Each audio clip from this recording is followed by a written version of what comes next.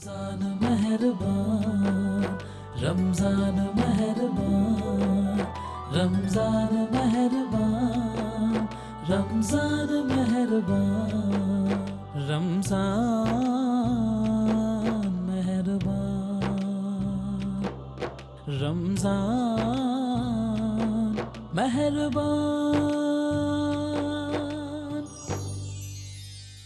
ماشاءاللہ رضوان فریدی کی آواز آپ سن رہے تھے۔ ربی اشرح لی صدری ویسر لی امری واحلل عقدۃ من لسانی یفقہوا قولی۔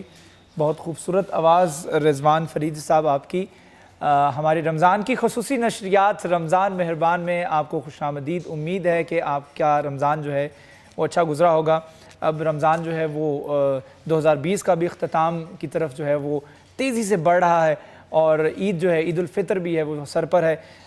بہرحال امید کرتے ہیں کہ اس دفعہ کی عید جو ہے وہ ہم تھوڑی ایکسیپشنل منائیں گے، اور امید کرتے ہیں کہ لوگ جو ہیں وہ اپنے سے کم تر لوگوں کی مدد کریں گے، ان کا خیال رکھیں گے، ان کے گھروں میں راشن ڈلوائیں گے۔ اس طریقے سے اس دفعہ عید منائیں، اس دفعہ مختلف کر دیں عید کو، اس دفعہ لوگوں کے لیے، ضرورت مندوں کے لیے اپنی عید کو جو ہے وہ صرف کر دیں۔ اللہ تعالیٰ آپ کو اس کا اجر بھی دے گا، اور آپ کو اس کا اجر جو ہے وہ نظر بھی آئے گا آپ کو اسی زندگی میں، اسی دنیا میں۔ تو گفتگو کو شروعات کرتے ہیں۔ ہمارا الف اسلام پہلا سیگمنٹ ہے۔ پیر ضیاء احمد ہاشمی صاحب ہمارے ساتھ تشریف رکھتے ہیں، بچے بھی موجود ہیں، بچوں کا تعارف بھی آپ کو کروا دیتا ہوں۔ محمد احسن رضا ہمارے ساتھ موجود ہیں، اس کے ساتھ ساتھ محمد محسن رضا موجود ہیں۔ السلام علیکم بچوں، کیسے ہو آپ لوگ؟ ٹھیک ٹھاک ہو؟ اونچی بولو، روزہ رکھا ہوا ہے؟ روزہ نہیں رکھا ہوا، اونچی بولیں پھر۔ وعلیکم السلام۔ وعلیکم السلام۔ ویری گڈ، دس از دا وے۔ اچھا چلیں ہم شروعات کرتے ہیں۔ بچوں آج ہمارے پاس ایک موضوع ہے، اور ہمیشہ ہمارے پاس ایک موضوع ہوتا ہے، ایک اسلامک ٹاپک ہوتا ہے جس پر بچوں کی دینی تربیت کی جاتی ہے۔ تو آج بھی ہم نے جس موضوع کا انتخاب کیا ہے وہ ہے حضرت اسماعیل کا بچپن۔ حضرت اسماعیل کا بچپن کیسا تھا؟ ابھی جب رضوان فریدی نعت پڑھ رہے تھے تو میں حضرت اسماعیل کے بچپن کے بارے میں سوچ رہا تھا۔ میں سوچ رہا تھا کہ حضرت ابراہیم علیہ السلام اور حضرت اسماعیل علیہ السلام جب کعبہ کی فاؤنڈیشنز بنا رہے تھے، جب کعبہ کی بلڈنگ کھڑی کر رہے تھے، تب اس دوران انہوں نے ایک دعا کی، اور دعا یہ تھی دونوں نے، ربنا جعلنا مسلمین لک، یا اللہ ہم دونوں کو اپنے سامنے مسلمان بنا، وذریاتنا امتا مسلمتا لک، اور ہمارے ذریات میں سے، ہماری پروجنی میں سے، ہماری بچوں میں سے ایک مسلمان امت ہمیں ضرور دے۔ پھر اس کے بعد اسی اوکیجن پہ دوبارہ دعا کرتے ہیں، ربنا وبعث فیہم منہم رسولا یتلو علیہم آیاتک ویعلمہم الکتاب والحکمہ، اس امت میں سے جو تو ہمیں عطا کرے گا ایک نبی ایسا دے جو کہ تیری آیات پڑھ کے لوگوں کو پڑھ سنائے۔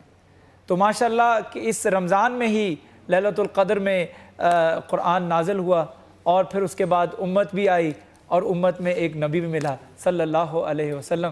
تو یہ تمام چیزیں جو ہے وہ میرے دماغ میں گردش کر رہی تھی جب رضوان فریدی جو ہے وہ نعت پڑھ رہے تھے۔ تو گفتگو کی شروعات جو ہے میں پیر صاحب آپ سے ہی کرنا چاہوں گا۔ تو حضرت اسماعیل اور حضرت ابراہیم کی جو دعا انہوں نے یہ کی، میں چاہوں گا کہ سب سے پہلے آپ اس دعا کے اوپر روشنی ڈالیں گا۔ بسم اللہ الرحمن الرحیم۔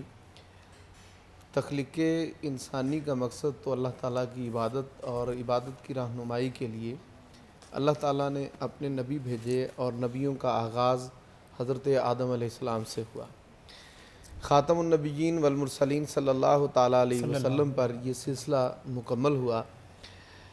رسول اللہ صلی اللہ تعالیٰ علیہ وسلم ہمیشہ سے اس بات کا ذکر فرمایا کرتے تھے کہ میں اپنے دادا حضرت ابراہیم کی دعا ہوں، جو آپ نے پڑھی نا، ربنا وبعث فیہم رسولا منہم یتلو علیہم آیاتک ویعلمہم الکتاب والحکمہ ویزکیہم۔ آپ صلی اللہ تعالیٰ علیہ وسلم، آپ اگر قرآن پاک کو پڑھیں تو قرآن پاک میں ہمیں چند ایک نبی بہت نمایاں نظر آتے ہیں۔ حضرت آدم علیہ السلام آپ نمایاں اور ممتاز اس لیے نظر آتے ہیں کہ آپ سے انسانیت کا آغاز ہے۔ پھر آپ کے بعد حضرت نوح علیہ السلام کا تذکرہ قرآن پاک نے بڑی تخصیص کے ساتھ فرمایا ہے جی، کہ حضرت نوح علیہ السلام کے بعد آپ یوں سمجھ لیے کہ نسل انسانی کی نشأت ثانی ہوئی ہے، یعنی پھر آگے سے وہاں نسل انسانی چلی ہے۔ پھر حضرت نوح علیہ السلام کے بعد اگر کسی پیغمبر کا تذکرہ قرآن پاک میں بڑے واشگاف الفاظ میں ملتا ہے تو وہ حضرت ابراہیم کا ہے، اور قرآن مجید میں حضرت ابراہیم کا تذکرہ آپ جب بھی پڑھیں گے تو وہاں ساتھ آل ابراہیم کا ضرور تذکرہ آتا ہے۔ آل ابراہیم کو ہم نے چن لیا۔ آل ابراہیم کا اگر میں تعارف بالکل مختصر سا اپنے بچوں کو کرواؤں تو آپ کے ایک بیٹے تھے حضرت اسماعیل، جن کا آج ہم ذکر کریں گے، اور آپ کے دوسرے بیٹے ہیں حضرت اسحاق۔ حضرت اسحاق کے بیٹے ہیں حضرت یعقوب۔ حضرت یعقوب وہ ہیں کہ جن کا لقب اسرائیل تھا۔ اسرائیل عربی میں عبداللہ کو اور اردو میں اللہ کے بندے کو کہتے ہیں، عبرانی زبان کا لفظ ہے۔ تو اسی سے بنی اسرائیل چلا۔ تو ایک شاخ حضرت ابراہیم علیہ السلام کی چلی جو بنی اسرائیل بنی، اور حضرت اسحاق کے تھرو، حضرت اسحاق کے تھرو ایک حضرت ابراہیم کی شاخ چلی جو بنی اسماعیل بنی، حضرت اسماعیل علیہ السلام سے۔ اچھا، وہاں پہ اگر آپ ایسے ترتیب سے دیکھتے جائیں، حضرت یوسف بھی انہی میں سے ہوئے، حضرت اسحاق علیہ السلام، حضرت یعقوب علیہ السلام، یوسف علیہ السلام، پھر بنی اسرائیل، پھر اس کے بعد سو آن جی انہی میں سارے، یعنی جتنے بھی یہودی عیسائی ہیں یہ سارے کے سارے بنی اسرائیل ہیں۔ اور ادھر کتنے پروفٹس ملے؟ ادھر تو 3 پیغمبر تو وہ ہیں نا جن کو اللہ تعالیٰ نے کتاب عطا فرمائی ہے، اور باقی پیغمبر جتنے بھی قرآن پاک کے اندر جن کا ذکر ملتا ہے۔ اچھا، اس میں رسول اللہ صلی اللہ علیہ وآلہ وسلم کی ایک حدیث مبارک مجھے یاد آ رہی ہے، کلما حلق نبی خلف نبی، جب ایک پروفٹ جاتا تھا، ایک نبی جاتا تھا، دوسرا نبی اس کی جگہ لے لیتا تھا۔ بنی اسرائیل کی بات ہو رہی ہے، جی اتنے نبی ملے ان کو؟ جی بالکل، اور بلکہ ایسے بھی ہوا کہ ایک وقت میں رسول ایک موجود ہے، انبیاء کی تعداد زیادہ ہے، ہاں ایسا بھی ہوا ہے۔ یعنی حضرت شعیب علیہ السلام بنی اسرائیل سے، حضرت موسیٰ بنی اسرائیل سے، حضرت عیسیٰ بنی اسرائیل سے، حضرت داود بنی اسرائیل سے، حضرت زکریا، حضرت یحییٰ، حضرت الیاس، حضرت سلیمان، حضرت داود، یہ سارے کے سارے، حضرت یوسف، یہ سارے کے سارے بنی اسرائیل سے ہیں۔ آپ صلی اللہ تعالیٰ علیہ وسلم خاتم النبیین والمرسلین، آپ بنی اسماعیل سے ہیں، یعنی حضرت اسماعیل علیہ السلام کی اولاد سے ہیں، اور اسی کنبہ سے۔ آپ نے بڑی خوبصورت ایک بات کہی کہ اس ذریت سے ایک جماعت ایسی رہے جو ہمیشہ تیرے سامنے سر تسلیم خم رہے، جو ایمان والی رہے، یعنی حضرت ابراہیم علیہ السلام سے لے کر نبی مکرم صلی اللہ تعالیٰ علیہ وسلم تک ہر ایک لڑی میں ایک نسل ایسی ضرور رہی ہے جس نے شرک نہیں کیا، اور آپ صلی اللہ علیہ وسلم انہی کی اولاد سے ہیں، یعنی اس وقت سے لے کر آپ تک جتنی نسل آئی ہے تو وہ ذریت ہے جس کے بارے میں حضرت ابراہیم اور حضرت اسماعیل نے دعا مانگی کہ ہمیں ہماری اولاد سے ایک تو رسول بھیج، دوسرا ایک نسل اسی طرح گروہ چلاتے لیکن آپ یہ دیکھیں کہ اس میں ایک اور پہلو ہے، بچوں آپ نے غور سے سننا ہے کہ دعا کی طاقت دیکھیں کہ حضرت اسماعیل اور حضرت ابراہیم علیہ السلام دعا کر رہے ہیں، اور اس دعا کے کتنے سالوں بعد جا کر، کتنے سال گزر گئے اس کے بعد جا کے وہ دعا قبول ہو رہی ہے، صدیوں کے بعد، سال نہیں بلکہ صدیاں کہیں گے، صحیح کہہ رہے ہیں پیر صاحب، کہ صدیوں کے بعد وہ دعا قبول ہوتی ہے، اور رسول اللہ صلی اللہ علیہ وآلہ وسلم کتاب کے ساتھ آتے ہیں، اور پھر ایک امت بنتی ہے، اور ہم آپ اس امت کا حصہ ہیں۔ تو یہ کہا جا سکتا ہے کہ ہم بھی حضرت اسماعیل علیہ السلام اور حضرت ابراہیم علیہ السلام کی جو دعا قبول ہوئی تھی، اس کا نتیجہ ہم ایک دوسرے کے سامنے بیٹھے ہیں، اسلام پہ بات کر رہے ہیں۔ اللہ تعالیٰ کی ذات نے ہمیں یہ جو توفیق عطا فرمائی ہے ایمان کی قبولیت، اس کا تعلق ہے ہی ڈائریکٹ نبی کے ساتھ، بالکل بغیر نبی کے ممکن ہی نہیں چلیں ہے۔ پیر صاحب میں بچوں کو بھی انوالو کرتا ہوں۔ محمد احسن رضا، محمد محسن رضا میرے ساتھ موجود ہیں۔ محمد احسن رضا اور محمد محسن رضا میں سے ایک بچہ جو ہے وہ حافظ ہے۔ کون سا بچہ حافظ ہے؟ آپ حافظ ہیں؟ آپ نے حفظ کیا ہوا؟ ماشاءاللہ۔ تو تیار ہیں کچھ میں آیت وغیرہ پوچھ لوں تو اس کو بتائیں گے کون سی سورت سے؟ چلیں آپ سے آسان سا پوچھتا ہوں، لا ترفعوا اصواتکم فوق صوت النبیین ولا تجهروا له بالقول كجهر بعضكم لبعض تحبط اعمالكم وانتم لا تشعرون۔ ماشاءاللہ، کون سی سورت ہے؟ سورہ حجرات۔ زبردست، ماشاءاللہ ماشاءاللہ۔ تو یہ بتائیں کہ آپ نے حفظ کب کیا، کون سے ایئر میں، کون سے سال میں حفظ کیا؟ میں نے 2019 میں کیا۔ 2019 میں، مطلب ابھی تازہ حفظ کیا۔ ماشاءاللہ۔ آپ کی ایج کو عمر کتنی ہے؟ 14 ایئرز۔ 14 ایئرز اور 14 سال کا بچہ ہے، اور کتنے سال میں حفظ کیا، کتنی دیر میں؟ تقریباً پونے 2 سال میں۔ پونے 2 سال میں حفظ کیا، یعنی کہ ان کی عمر ہوگی تقریباً لگ بھگ 12 سال اور کچھ مہینے جب انہوں نے شروع کیا ہوگا۔ تو 12 سال کی عمر میں آپ نے شروع کیا، اور 14 سال کی عمر میں، یہ ان لوگوں کے لیے میں پوچھ اس لیے رہا ہوں اس کی عمر اور اس نے حفظ کتنی دیر میں کیا، کیونکہ لوگ کچھ مجھے پیر صاحب سن رہے ہیں جو لوگ کروانا چاہتے ہیں اپنے بچوں کو حفظ، لیکن سمجھ نہیں آتی کہ کون سی ایج بہترین ایج ہے جس میں اس کا حافظہ بڑا فاسٹ ہو، اور وہ جو کچھ اپنے ذہن میں بٹھا لے وہ اس کی دماغ سے نہ نکلے۔ تو پیر صاحب اس میں رہنمائی بھی کر دیجیے گا کہ بہترین عمر جو ہے وہ کون سی ہونی چاہیے؟ جی، اس میں بہترین عمر تو یہ ہے کہ جس طرح اس بچے نے حفظ کیا ہے 5 جب پاس کر لیتا ہے بچہ تو یہ عمر کا ایسا حصہ ہوتا ہے کہ جس میں بڑی آسانی کے ساتھ وہ جو یاد کرتا ہے وہ یاد رہتا ہے۔ تو قرآن پاک کا کیونکہ حفظ کا معاملہ ایسا ہوتا ہے کہ وہ شب و روز اس کو پڑھتا ہے اور آسانی سے وہ اس کے ذہن نشین ہو جاتا ہے اور پھر بھولتا بھی نہیں ہے اس عمر میں۔ تو اس کے ساتھ ساتھ ایک اور فائدہ ہوتا ہے کہ ہمارے ہاں آلریڈی اس عمر میں جو بچہ حفظ کرتا ہے اس کو پریورٹی یہ مل جاتی ہے کہ وہ 8th کلاس کے پیپر یعنی دے سکتا ہے، پری 9th میں اب تو ایڈمیشن مل جاتا ہے۔ میں بلکہ بچوں سے کہوں گا یہ شوق ہونا بھی چاہیے، قرآن پاک حفظ کرنا یہ بہت بڑی نعمت ہے اور اللہ تعالیٰ کی ان بالکل ٹھیک ہے، تھینک یو سو مچ۔ ایک چھوٹا سا وقفہ، وقفے کے بعد دوبارہ حاضر ہوں گے، ہمارے ساتھ رہیے۔ رمضان مہربان،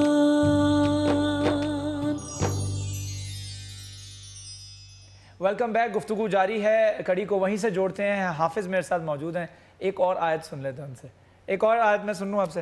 اچھا، بسم اللہ الرحمن الرحیم، اتأمرون الناس بالبر وتنسون انفسکم وانتم تتلون الکتاب افلا تعقلون۔ ماشاءاللہ ماشاءاللہ، پیر صاحب بچہ ماشاءاللہ جو ہے وہ امتحان میں کلیئر ہو گیا۔ کیوں؟ کیونکہ 2019 میں ہی اس نے حفظ مکمل کیا اپنا، اور اسی طریقے سے جاری رکھیے گا۔ میری دعا ہے اللہ تعالیٰ سے کہ اللہ تعالیٰ آپ کے حافظے میں اسی طریقے سے اضافہ کرے اور آپ کو قرآن سمجھنے کی توفیق عطا بھی فرمائے۔ انشاءاللہ کنٹینیو کرتے ہیں بات کو۔ ہمارے ساتھ محمد احسن رضا، ہاں جی، محمد احسن رضا، محمد محسن رضا بھی میرے ساتھ موجود ہیں، یہ آپ کا بھائی ہے نا؟ ہاں جی۔ اچھا، شکل بھی مل رہی ہے۔ اچھا محسن، آپ مجھے نعت سنائیں گے یا تلاوت سنائیں گے؟ ایک چنیں۔ اچھا تلاوت سنائیں گے، چلیں بسم اللہ پڑھیں۔ اعوذ باللہ۔ جزاک اللہ، جزاک اللہ، ماشاءاللہ۔ محمد محسن بھی مجھے لگ رہا ہے کہ قرآن حفظ کرے گا ان کے تلفظ سے، ان کی۔ میں ویسے تحدیث نعمت کے طور پہ بتا دوں، ان کے دادا ابو اور نانا ابو دونوں ہی بہت بڑے جید علماء سے ہیں ماشاءاللہ۔ ان کے نانا ابو شیخ الحدیث ہیں علامہ یوسف نقشبندی قرآن کا گھرانہ لگ رہا ہے، یہ قرآن سیکھنے والے، سکھانے والے، وہ لگ بھی رہا ہے ان کے گیٹ اپ سے، ان کے بیٹھنے اٹھنے سے، ان کی باڈی لینگویج سے۔ اور ان کے دادا ابو بریلی شریف کے فاضل تھے اور بہت بڑے عالم دین پیر محمد علی شاہ صاحب رحمۃ اللہ علیہ، ماشاءاللہ۔ اور ان کے والد صاحب فیصل آباد کے بہت بڑے عالم دین ہیں علامہ مشتاق ہاشمی صاحب۔ ماشاءاللہ تو ماشاءاللہ یہ پوری فیملی الحمدللہ، علمی فیملی، اور یہ بچے الحمدللہ نظر بھی ماشاءاللہ۔ میں نے وہ لٹنس ٹیسٹ بھی ایک کر لیا ہے بچے کا، تو وہ ماشاءاللہ پتہ لگ رہا ہے کہ ایک قرآن کا گھرانہ ہے۔ یہ وہ چیزیں جن سے ہمیں کچھ سیکھنا چاہیے۔ قرآن اپنے بچوں کو سکھائیے۔ اگر آپ اس طریقے سے نہیں سیکھ سکے تو میک شور کریے کہ آپ کا بچہ جو ہے وہ آپ سے تھوڑا سا زیادہ بہتر سمجھے، تاکہ وہ، کیونکہ آپ کی اولاد آپ کا کنٹریبیوشن ہے سوسائٹی کے اندر۔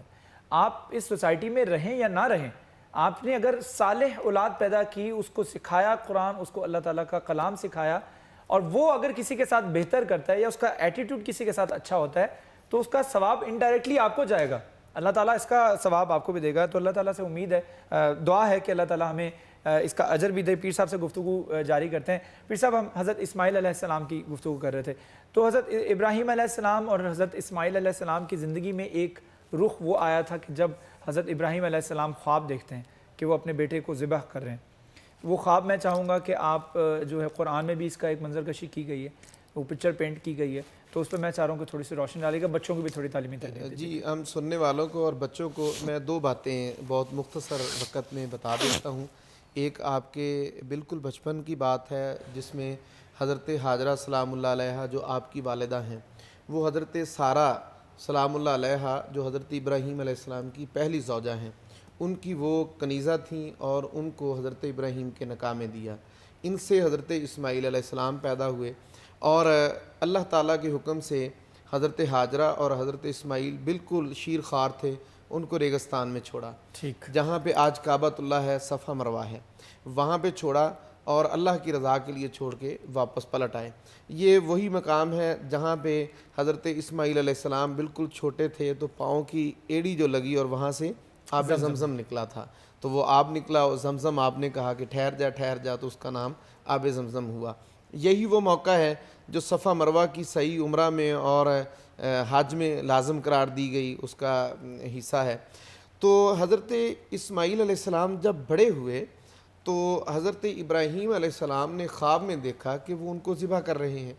تو یاد رکھیے گا کہ اللہ کے نبی کا خواب وہی ہوتا ہے، میرا اور آپ کا خواب جو ہے وہ رائگاں بھی جا سکتا ہے، اس میں کوئی حکمت بھی ہو سکتی ہے، کوئی اشارہ بھی ہو سکتا ہے، لیکن نبیوں کو اگر خواب آئے تو وہ خواب وہی ہوتا ہے۔ حضرت ابراہیم علیہ السلام نے ڈسکس بھی کیا کہ تم کیا کہتے ہو اسماعیل اس حوالے سے؟ آپ نے ان کو بتایا نا، تو آپ نے ان سے کہا کہ تمہارا کیا خیال ہے؟ ہاں تمہارا خیال، یہ نہیں کہا کہ میرا خواب جو ہے وہی ہے بیٹا چلو لیٹ جاؤ اللہ تعالیٰ کا حکم ہے، بیٹی کی رائے لے رہے ہیں۔ جی انہوں نے کہا ستاجدنی انشاءاللہ من الصابرین، تو مجھے آپ صبر کرنے والوں میں سے پائیں گے۔ تو حضرت ابراہیم علیہ السلام نے اپنے اس خواب کی تکمیل کے لیے اپنے بیٹے کو ساتھ لیا، اور جب لٹایا رسی باندھ کر چھلی چلانے لگے تو حضرت اسماعیل یہ کہہ رہے تھے کہ ابا جان آپ ایسے کیجئے کہ مجھے الٹا لٹائیے تاکہ میرا چہرہ آپ کے سامنے آئے اور آپ کے دل میں وہ شفقت پدری نہ جاگ اٹھے اور کہیں اللہ تعالیٰ کی حکم عدولی نہ ہو۔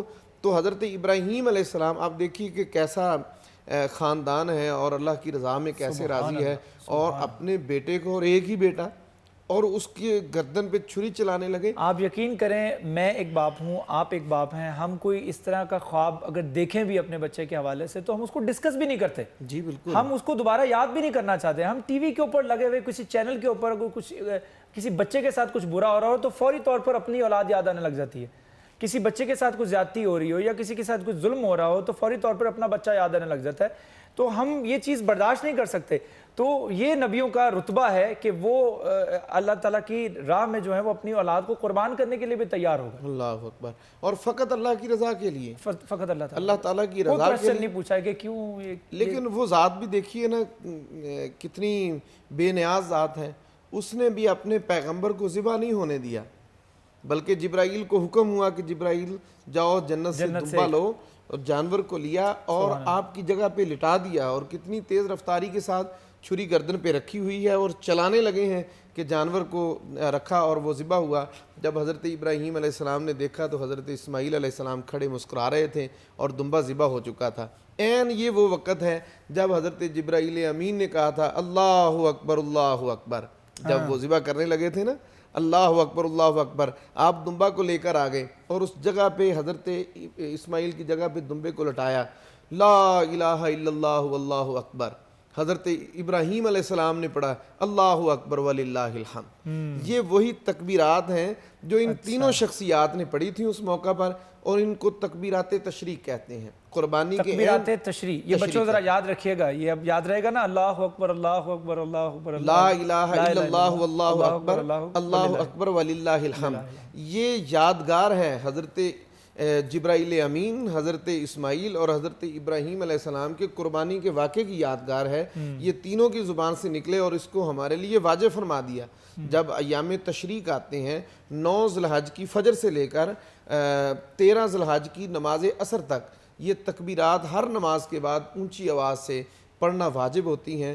تو یہ وہ تکبیرات ہیں جو اس واقعے کی طرف اشارہ کرتی ہیں جو آپ نے سوال کیا تھا۔ اچھا، اس پہ آب زمزم کا واقعہ جو ہے وہ بھی میں چاہ رہا ہوں کہ بچوں کو تھوڑا سا بتا دیں، بچے ہیں جو سننے ہمیں، ان کے لیے بھی، جو ہمارے ساتھ بیٹھے ہیں ان کے لیے بھی۔ جی وہ بڑا خوبصورت واقعہ ہے، اس کے اندر ایک تو اللہ کی بندی کی، اللہ کی رضا پہ راضی ہونے کی کیفیت ہے۔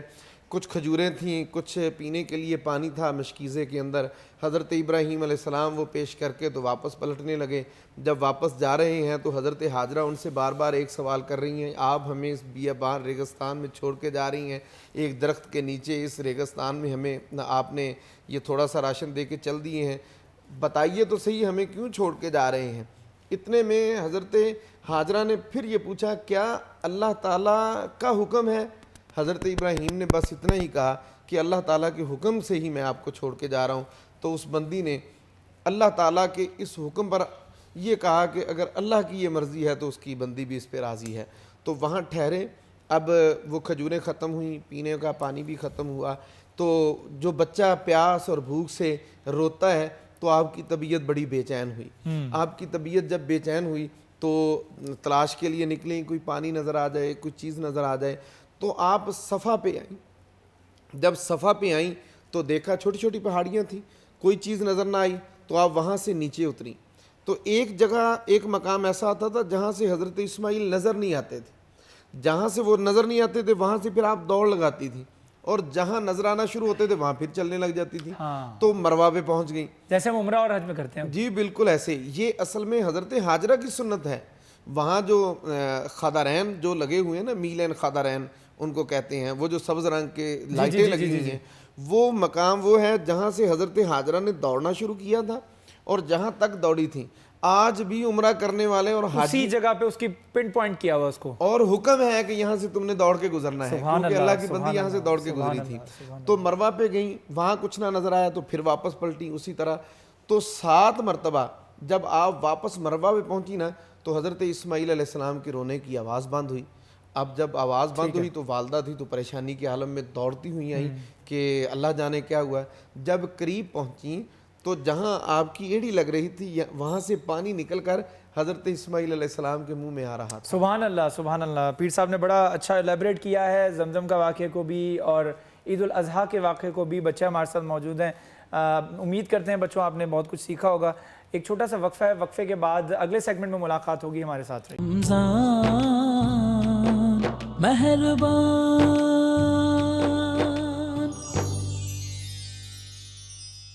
Welcome back. ہمارا ہیلتھ سیگمنٹ آپ کو خوش آمدید. ہمارے ہیلتھ سیگمنٹ میں ہم گفتگو کرتے ہیں ہمارے ڈاکٹرز حضرات سے. تو آج جن ڈاکٹروں نے ہمیں جوائن کیا ان کا تعارف میں آپ کو کروا دیتا ہوں. میرے ساتھ تشریف رکھتے ہیں پروفیسر ڈاکٹر ظفر حسین صاحب، جو کہ پروفیسر ڈاکٹر فزیولوجی. آپ کو بہت شکریہ، thank you so much doctor صاحب ہمیں جوائن کرنے کے لیے. اس کے ساتھ ساتھ ڈاکٹر عدیل عالم صاحب ہمارے ساتھ براجمان ہیں، اسسٹنٹ پروفیسر آف اناٹمی ہیں. آپ کا بہت شکریہ ہمیں جوائن کرنے کے لیے. ڈاکٹر صاحب آج ہم گفتگو کریں گے لو لگنے کے حوالے سے. ہمیں پتہ ہے کہ آگے موسم آ رہا ہے گرم. جون جولائی اور اگست میں خاص طور پہ لوگوں کو باہر پھرنا ہوتا ہے. لوگ بائک کے اوپر بہت سفر کرتے ہیں اور پورا پورا دن کرتے ہیں. اور اکثر ہم نے لوگوں کو دیکھا ہے کہ بائک کے اوپر وہ جو رومال ہوتا ہے اس کو گیلا کر کے وہ اپنے سر پہ لپیٹ لیتے ہیں اور پھر سخت دھوپ پڑ رہی ہوتی ہے اور اس کے بعد اس دھوپ میں جو بائک چلا رہے ہیں 10 سے 15 منٹ میں وہ رومال بھی سوکھ جاتا ہے. اور یہ کس حد تک خطرناک ثابت ہو سکتا ہے اور لو کس کس طرح سے لگ سکتی ہے، اس پر پروفیسر صاحب میں گفتگو کرنا چاہوں گا. جی تھینک یو ویری مچ.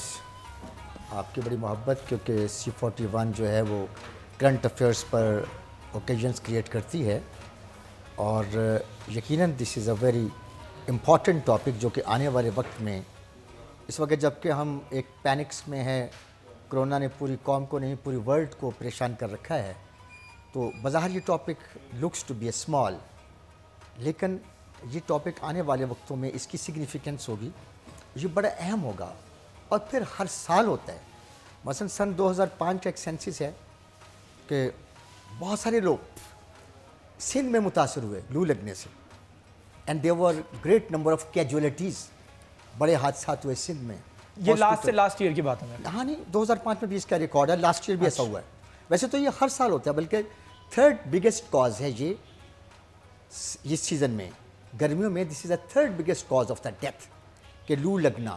اور جیسے آپ نے کہا کہ گرمیوں میں لوگ باہر پھرتے ہیں، محنت کش جو ہے محنت کرتے ہیں، مزدور مزدوری کرتے ہیں، یہ پھیری لگانے والے پھیری لگاتے ہیں، اور پھر ہم لوگ جو ہیں ایون ہمارے بچے اسکول جاتے ہیں، اسکول آتے ہیں، اور ہم سب we are busy during all these hours. یعنی 12 بجے سے 3 بجے کا ٹائم جو ہے نا، یہ لو لگنے کے لیے آئیڈیل لیتھل مہلک ٹائم گردانا جاتا ہے جب وہ اٹیک کر سکتے ہیں. جی، this is the time which is a peak one. 12 بجے سے لے کر 3 بجے دوپہر کا یہ ہائی پیک، جب سورج نصف النہار پہ ہوتا ہے، اس کی جو الٹرا وائلٹ ریز ہیں بالکل پوری انٹینسٹی کے ساتھ جو ہے وہ انسان کو اور انسان کے اعضاء کو متاثر کرتی ہیں. بیسیکلی لو لگنے میں یہ ہوتا ہے کہ جو اس کا آپ کا جو انوائرنمنٹ کا ٹیمپریچر ہے جب وہ انکریز کرتا ہے ایک ہومیوسٹیسس لیول سے. ہومیوسٹیسس لیول ہم اس کو کہتے ہیں اپنی زبان میں کہ جس پر زندگی سموتھ ہو، زندگی ممکن ہو، زندگی کے تمام میکنزم، تمام پروسیسز جو ہیں وہ انتہائی آرام سے چل رہے ہوں، فطری انداز سے چل رہے ہوں، اس کو ہم اپنی ٹرم دیتے ہیں ہومیوسٹیسس، آئیڈیل لائف. اچھا، جب وہ ٹیمپریچر، اب temperature is one of very great factor.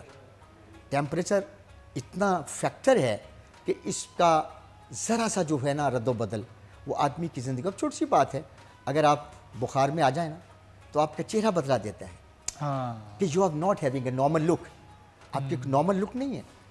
آپ eyes started to get change, آنکھیں بدلنا شروع، آئیز، ایکسپریشن اور اس کا تھکا تھکا چہرہ یعنی یہ بخار کا ٹیمپریچر کا رد و بدل یہ سلسلہ ہے. اب جب لو لگتی ہے، لو میں یہ ہے کہ جو external environment ideal 37 centigrade is an ideal temperature, اور اگر آپ کا اور انوائرمنٹ کا میچ کر رہا ہے then you are having a good life pattern.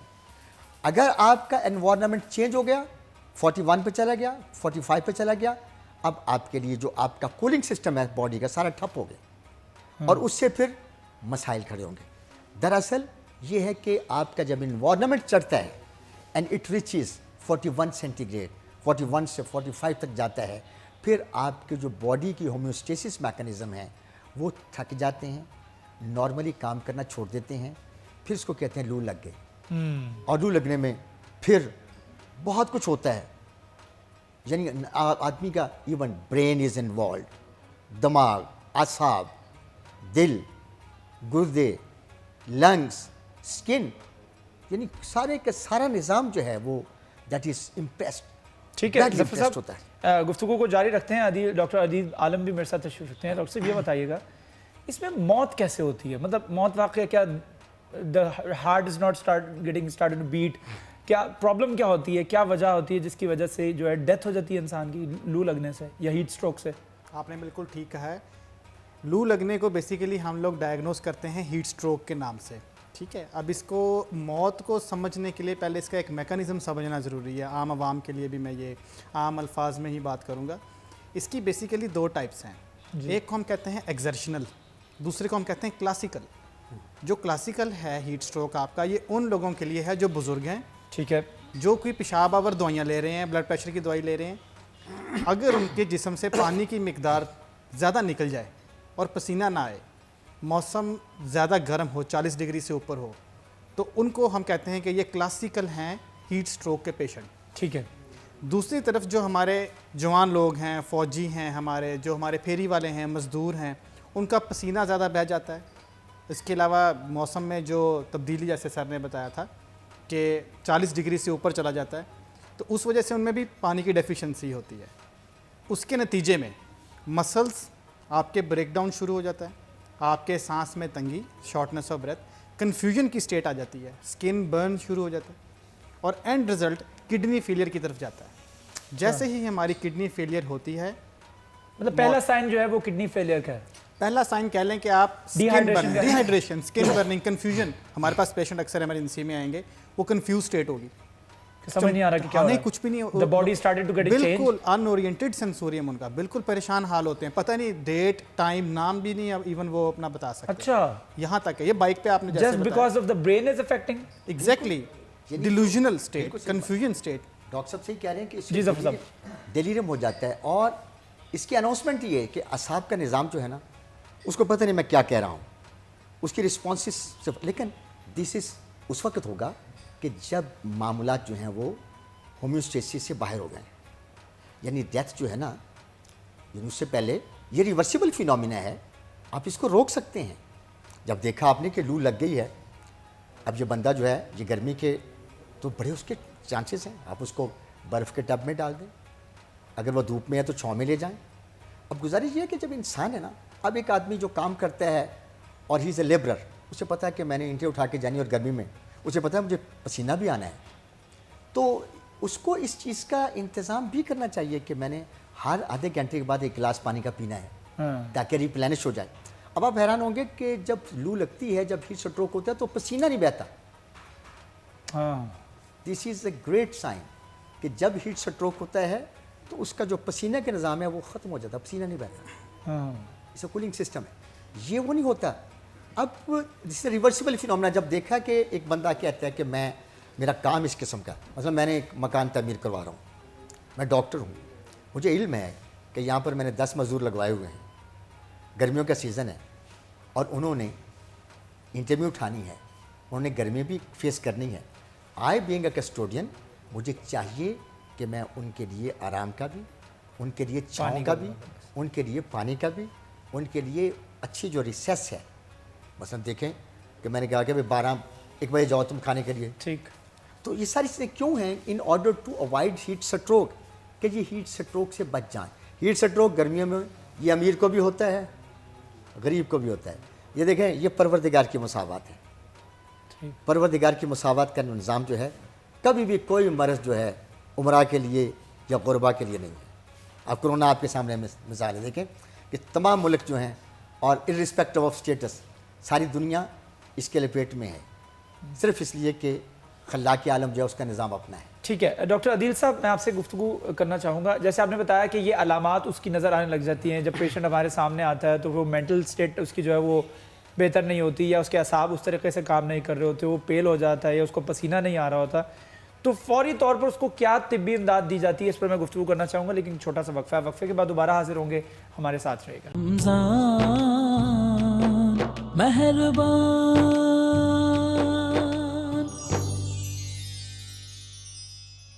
G doctor صاحب, بریک پہ جانے سے پہلے ہم گفتگو کر رہے تھے کہ اس کو فوری طور پر کیا طبی امداد جو ہے وہ دی جاتی ہے, کیا ریکمینڈ کیا جاتا ہے اس پیشنٹ کو جو کہ آپ کو ہیٹ سٹروک کا پیشنٹ جو آ کے ملتا ہے, اس پر گفتگو کیجیے. جیسے ہی ہمیں ایمرجنسی میں ہیٹ سٹروک کا پیشنٹ ملتا ہے, یا ایمرجنسی سے باہر بھی آپ گھر میں بھی ہوں, اگر آپ کو ہیٹ سٹروک ہو جاتا ہے یا آپ دیکھ لیتے ہیں کہ کسی کو ہیٹ سٹروک ہے, تو سب سے پہلے آپ اسے ہوا اور کولنٹ سسٹم کا بندوبست کیجیے. ایویپوریشن اس کی باڈی سے ہو رہی ہے مسلسل, ٹھیک ہے, آپ کولنٹ سسٹم لے آئیں, آپ اے سی ہے آپ اے سی لے آئیں, آپ اسے کسی بھی ٹھنڈی جگہ پہ لے آئیں, چھاؤں میں لے آئیں. نمبر 2, آپ دیکھیں کہیں اگر وہ بیہوش تو نہیں ہو رہا, اگر بیہوشی سے پہلے کیا اس کا کنفیوژن سٹیٹ ہے تو اسے آپ ٹھنڈا, نمکین اور میٹھا پانی پلائیں. بیسک رول ہے, ٹھیک ہے, جس میں سب سے اچھی چیز آپ کی شکنجبین آتی ہے. اس کے علاوہ آپ کا یہ روح افزا یا جتنے بھی یہ بھی سو کال مشروبات ہیں, اس میں آپ کا نمک اور چینی آپ اسے فوراً پلائیں تاکہ وہ ہیمو ڈائنامکلی اسٹیبل ہو جائے, یعنی اس کا بلڈ پریشر جو لو ہو رہا تھا وہ واپس آئے. اچھا, اس اسٹیٹ میں بلڈ پریشر بھی لو ہوتا ہے؟ جی بالکل, پسینہ اچھا, نکل گیا. یہ بتائے گا کہ ایک پیشنٹ آپ کے پاس آیا جس کا ٹیمپریچر جو ہے 40 ڈگری سینٹی گریڈ سے اوپر ہے, وہ اچانک سے اس کو جب کولنٹ سسٹم کے اندر یا اے سی کے اندر بٹھا دیا جائے گا تو وہ ٹھنڈا گرم ہو کے کچھ زیادہ نقصان دہ نہیں ہوگا؟ دیکھیں اس میں بھی ابھی 2 فینومیناز آ جاتے ہیں, لیکن جو بیسک چیز ہے وہ یہ ہے کہ آپ اسے کم ورس کی طرف لے کر آئیں.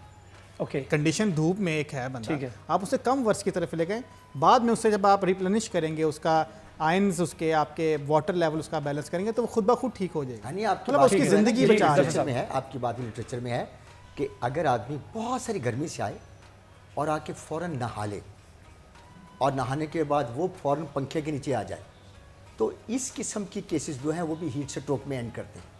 اچھا, اس قسم کی انسولیشن, ہاں یہ میکانزم جو ہے نا, دس از سین, بلکہ بڑی بڑی کمپلیکیشنز ہوئی ہیں اس سلسلے میں. تو جیسے ڈاکٹر صاحب فرما رہے تھے بالکل یہ کہ ہمیں یہ اندازہ لگا لینا چاہیے کہ سیویریٹی کس ٹائپ کی ہے. اگر اس کی برین زیادہ انوالو ہے تو وی مسٹ کال 1122, ہم ہاسپٹل جانا چاہیے.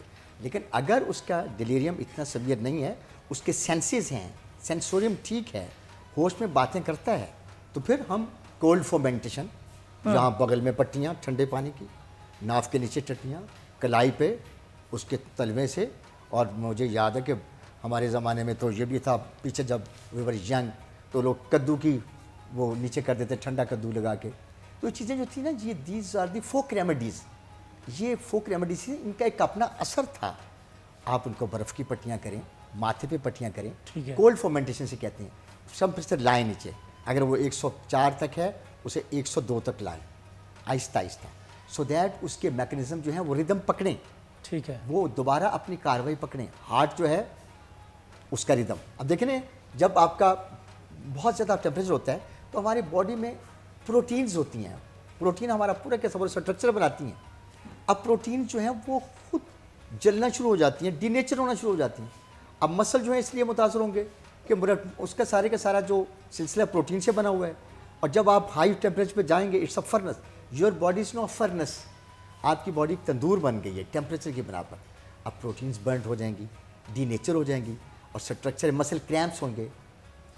اور پھر یہ ہے کہ ہارٹ تیز ہو جائے گا, ٹیکیکارڈیا ہو جائے گا, اور ہارٹ تیز ہونے کے ساتھ ساتھ نبض تیز ہو جائے گی. بلڈ پریشر, جیسے ڈاکٹر عدیل صاحب نے فرمایا, یہ بہت بڑا سائن ہے, بلڈ پریشر لو ہو جائے گا. اب دیکھیں نا, چھوٹی سی بات ہے کہ یہاں پر آج کل کے نوجوان سے میسیج, جو نوجوان ہیں گرمیوں میں they should not go for strenuous exercises. بالکل, ان کو ایکسرسائزز ایسی نہیں کرنی چاہیے جو کہ پسینہ لائیں. کیوں؟ آپ جاتے ہیں وہاں پہ ایکسرسائز کرنے کے لیے, اور جب پسینہ آتا ہے آپ کی ڈپلیشن ہو جاتی ہے. اب دیکھیں باڈی کی کیا تقسیم ہے کہ جیسے کائنات میں 3 حصے پانی ہیں اور 1 حصہ خشکی ہے، آن دا سیم پیٹرن آپ کی باڈی میں بھی 3 حصے پانی ہے، 1 حصہ خشکی ہے۔ جب پروردگار نے جب سنت الہی ہے کہ 3 حصے پانی ہے تو وہ پانی کتنا قدرتی آپ کے لیے قیمتی ہے، اور جب وہ ایکسرسائز کرے گا اس کا پانی نکلے گا تو دھرم کر کے نیچے آ جائے گا، high potential, blood pressure down. اب ہی از گوئنگ ٹو دا سر کی بات سے میں ایک ایگزامپل کوٹ کرنا چاہوں گا، یہ بالکل ایسے جیسے گاڑی کے ریڈیٹر کا پانی ختم ہو جائے، کیا ہوگا؟ ہیٹ ہوتا ہے اور وہ دھواں نکلنے لگ جاتا ہے اور گاڑی کو کیا ہوگا؟ بند، گرم ہو جائے، بند ہو جائے گی، انجن جیم، یہی ہمارے ساتھ ہے۔ یہ ڈاکٹر عدیل نے بہت اچھی ہمارے اندر کا پانی ایگزامپل ہے، کیونکہ radiator is for that purpose, radiator اور اس کا کام بھی ریڈیٹر کا جو ہے کولنگ سسٹم۔ اور اب یہ چیزیں جو ہیں اس کی ہیلتھ ایجوکیشن بہت ضروری ہے، ہیلتھ ایجوکیشن، کیونکہ ٹیمپریچر کو کنٹرول کرنا از ویری، یہ باڈی کے اندر ہے سارا نظام۔ اچھا ڈاکٹر صاحب، میں نے اکثر دیکھا ہے کہ لوگوں کو، مجھ سمیت، یہ میں اپنی پرابلم بتا رہا ہوں کہ مجھے گرمیوں میں اگر میں کسی لمبے سفر پہ جا رہا ہوں، یعنی اگر میں لاہور جا رہا ہوں، اسلام آباد ڈرائیو کر کے جا رہا ہوں اور گرمیوں کا دن ہے، میں گاڑی میں اے سی چلایا ہوا ہے، تو اگر مجھے کہیں رکنا پڑتا ہے اور مجھے نکلنا پڑتا ہے، نکل کے میں دوبارہ بیٹھتا ہوں گاڑی کی اے سی میں دوبارہ سے، تو مجھے کنفرم، میں آپ کو 100% بتا رہا ہوں کہ یہاں پہ اس پوری جگہ پہ سر میں درد شروع ہوتا ہے، اور وہ ایسا درد ہوتا ہے کہ پھر وہ ٹریول کر کے یہاں پر آ جاتا ہے، کبھی ٹریول کر کے نیچے چلا جاتا ہے، کبھی یہاں پہ بیک نیک میں۔ تو یہ کیوں ہوتا ہے؟ یہ خاص کر لوگوں کو ہوتا ہے، کوئی بیماری ہے؟ نو، ٹیمپریچر جو ہے، دیکھیں کسی چیز کو آہستہ آہستہ آپ چھوڑیں، مثلا آپ نے رکنا ہے بھیرے جا کے، ہاں میں تو آپ ایسے کریں 30-40 منٹ پہلے ہی اے سی آف کر دیں، یا اے سی کو آف کریں، آپ نے اترنا ہے، آپ گاڑی کی کولنگ ہے، اب اپنے آپ کو ابرپٹ چینج کی طرف نہ لے کے جائیں۔ اوکے، جب آپ ابرپٹ چینج ہوگی تو پھر تو نزلہ ہوگا، ڈیمیج کرے گا، وہ ڈیمیج کرے گا اپنے نظام کو۔ ٹھیک ہے، آہستہ آہستہ آئیں گے، ایکلیمیٹائز سے کہتے ہیں، ایکلیمیٹائزیشن۔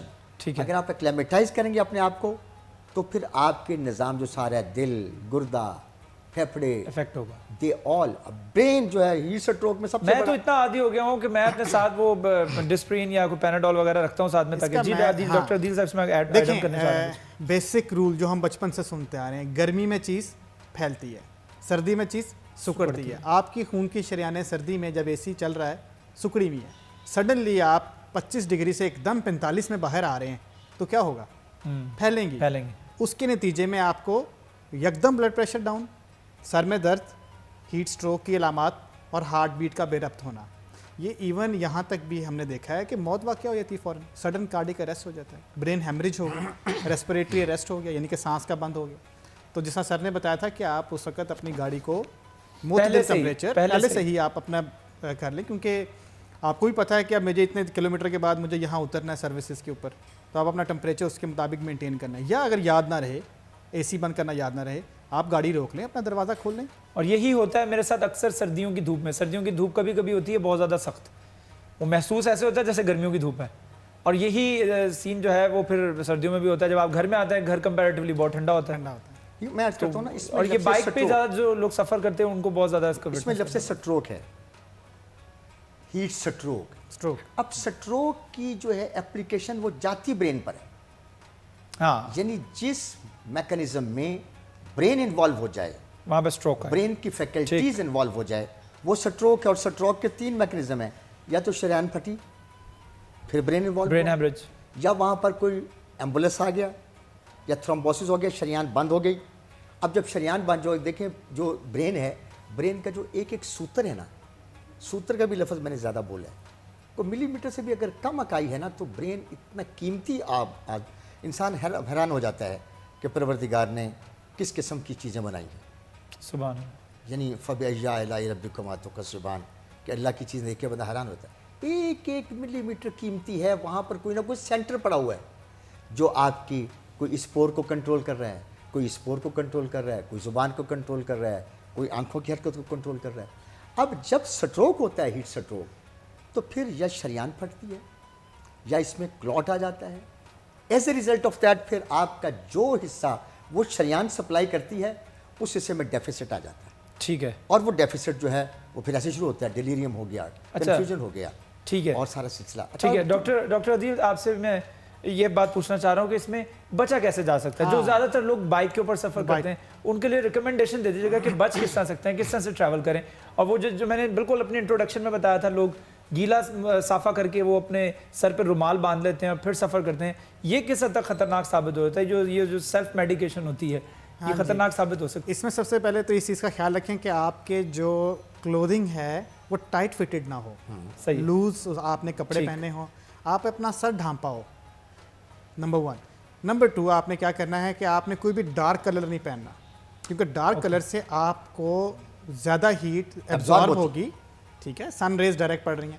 آپ کا سر کور ہو, سفید کپڑا باندھ لیں. جہاں تک گیلا کرنے یا نہ کرنے کا تعلق ہے, آپ سب سے پہلے اپنے اندر کا پانی پورا کریں.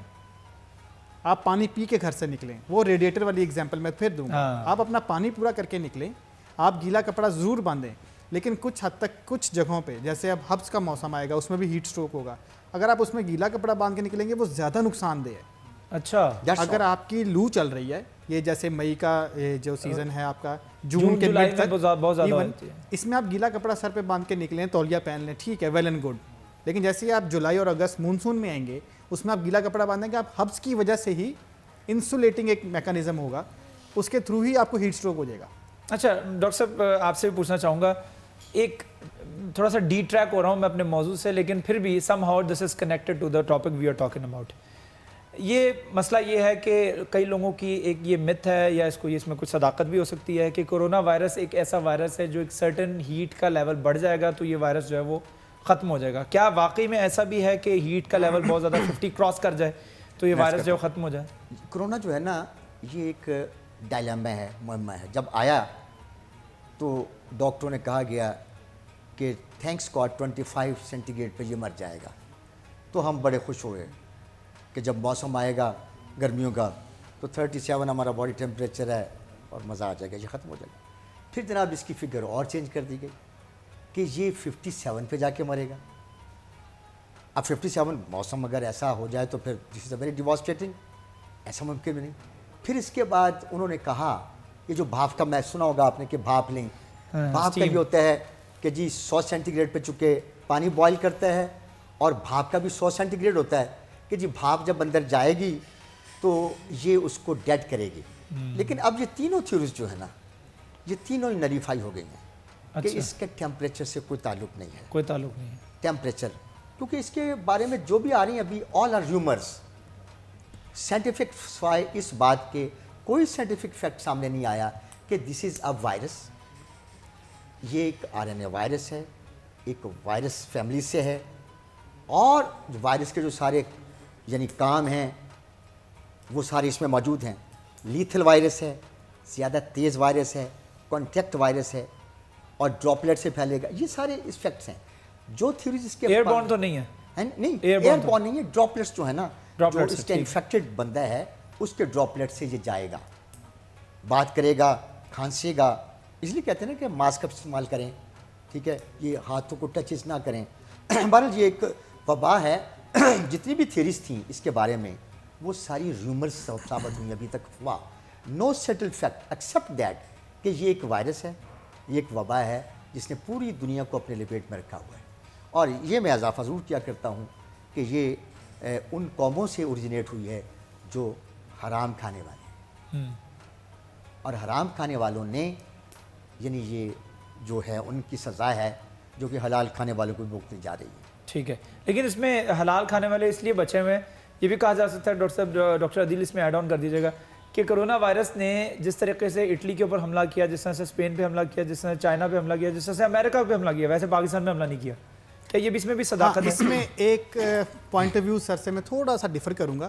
کچھ جگہ پہ ریسرچز ہوئی تھی, جیسے آپ کی ایگزامپل سب سے اچھی ہے انڈیا, پاکستان, بنگلہ دیش.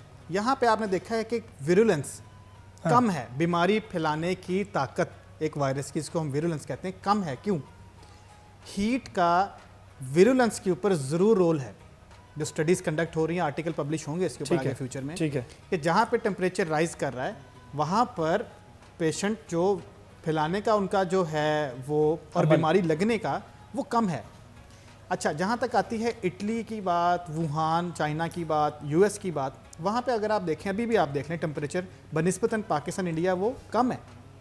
نمبر 2, اس کی کچھ اسٹرینس دریافت ہوئی ہیں جو ابھی تک آئیڈینٹیفائی ہوئی ہیں. جو پاکستان میں ابھی تک آیا ہے وہ اس کی ہے ایس فارم. ایس فارم اتنی لیتھل نہیں ہے. جو آئی ہے آپ کی ووہان اور خاص طور پہ یو ایس کے اندر، وہ ہے اس کی ایل فارم. یہ لیتھل ہے، ایل اسٹینڈس فار لیتھل. تیسرے نمبر پہ وہاں پر بزرگ زیادہ رہتے ہیں اور یہ چیز بزرگوں کے لیے زیادہ خطرناک ہے. یہ آپ کی پاکستان انڈیا کی آبادی جوانوں پہ مشتمل ہے، تو اس لیے یہاں کی امیونٹی، یہاں کا جو ہمارا رہن سہن ہے، ہماری پہلے امیونٹی کافی اسٹرانگ ہے. تو آپ نے دیکھا ہوگا آپ کے رشتہ دار جب بھی باہر سے آتے ہیں ان کو کوئی نہ کوئی بیماری یہاں آ کے لگ جائے گی. خاص طور پہ پیٹ خراب ہو جائے گا، پیٹ خراب، نزلہ زکام ہوگا. سب سے پہلے پیٹ خراب. ڈاکٹر دین صاحب ہم آلریڈی یہاں پہ رہ رہے ہیں. ڈاکٹر صاحب کی یہ بات جو باوزن ہے، کیونکہ ہم پرانے زمانے میں ہوتا تھا مثلا کرکٹر آئے نا تو آئین بوتھم اپنا پانی لے کے آ گیا اور للی جو ہے جو وہ پانی پی رہا اپنا پی رہے. They are not having any, ٹھیک، ان کی ایکلیمیٹائزیشن نہیں تھی. یہاں پانی پیتے بیمار ہو جاتے تھے. لیکن ہماری قوم لکڑ ہضم پتھر ہضم، وی آر سو ہارڈ، ہم اتنے ہارڈ ہیں. یہ مطلب ایگزسٹ کرتی ہے، یعنی ایگزسٹ نہیں، میں عرض کرتا ہوں یہ قوم جفاکش ہے.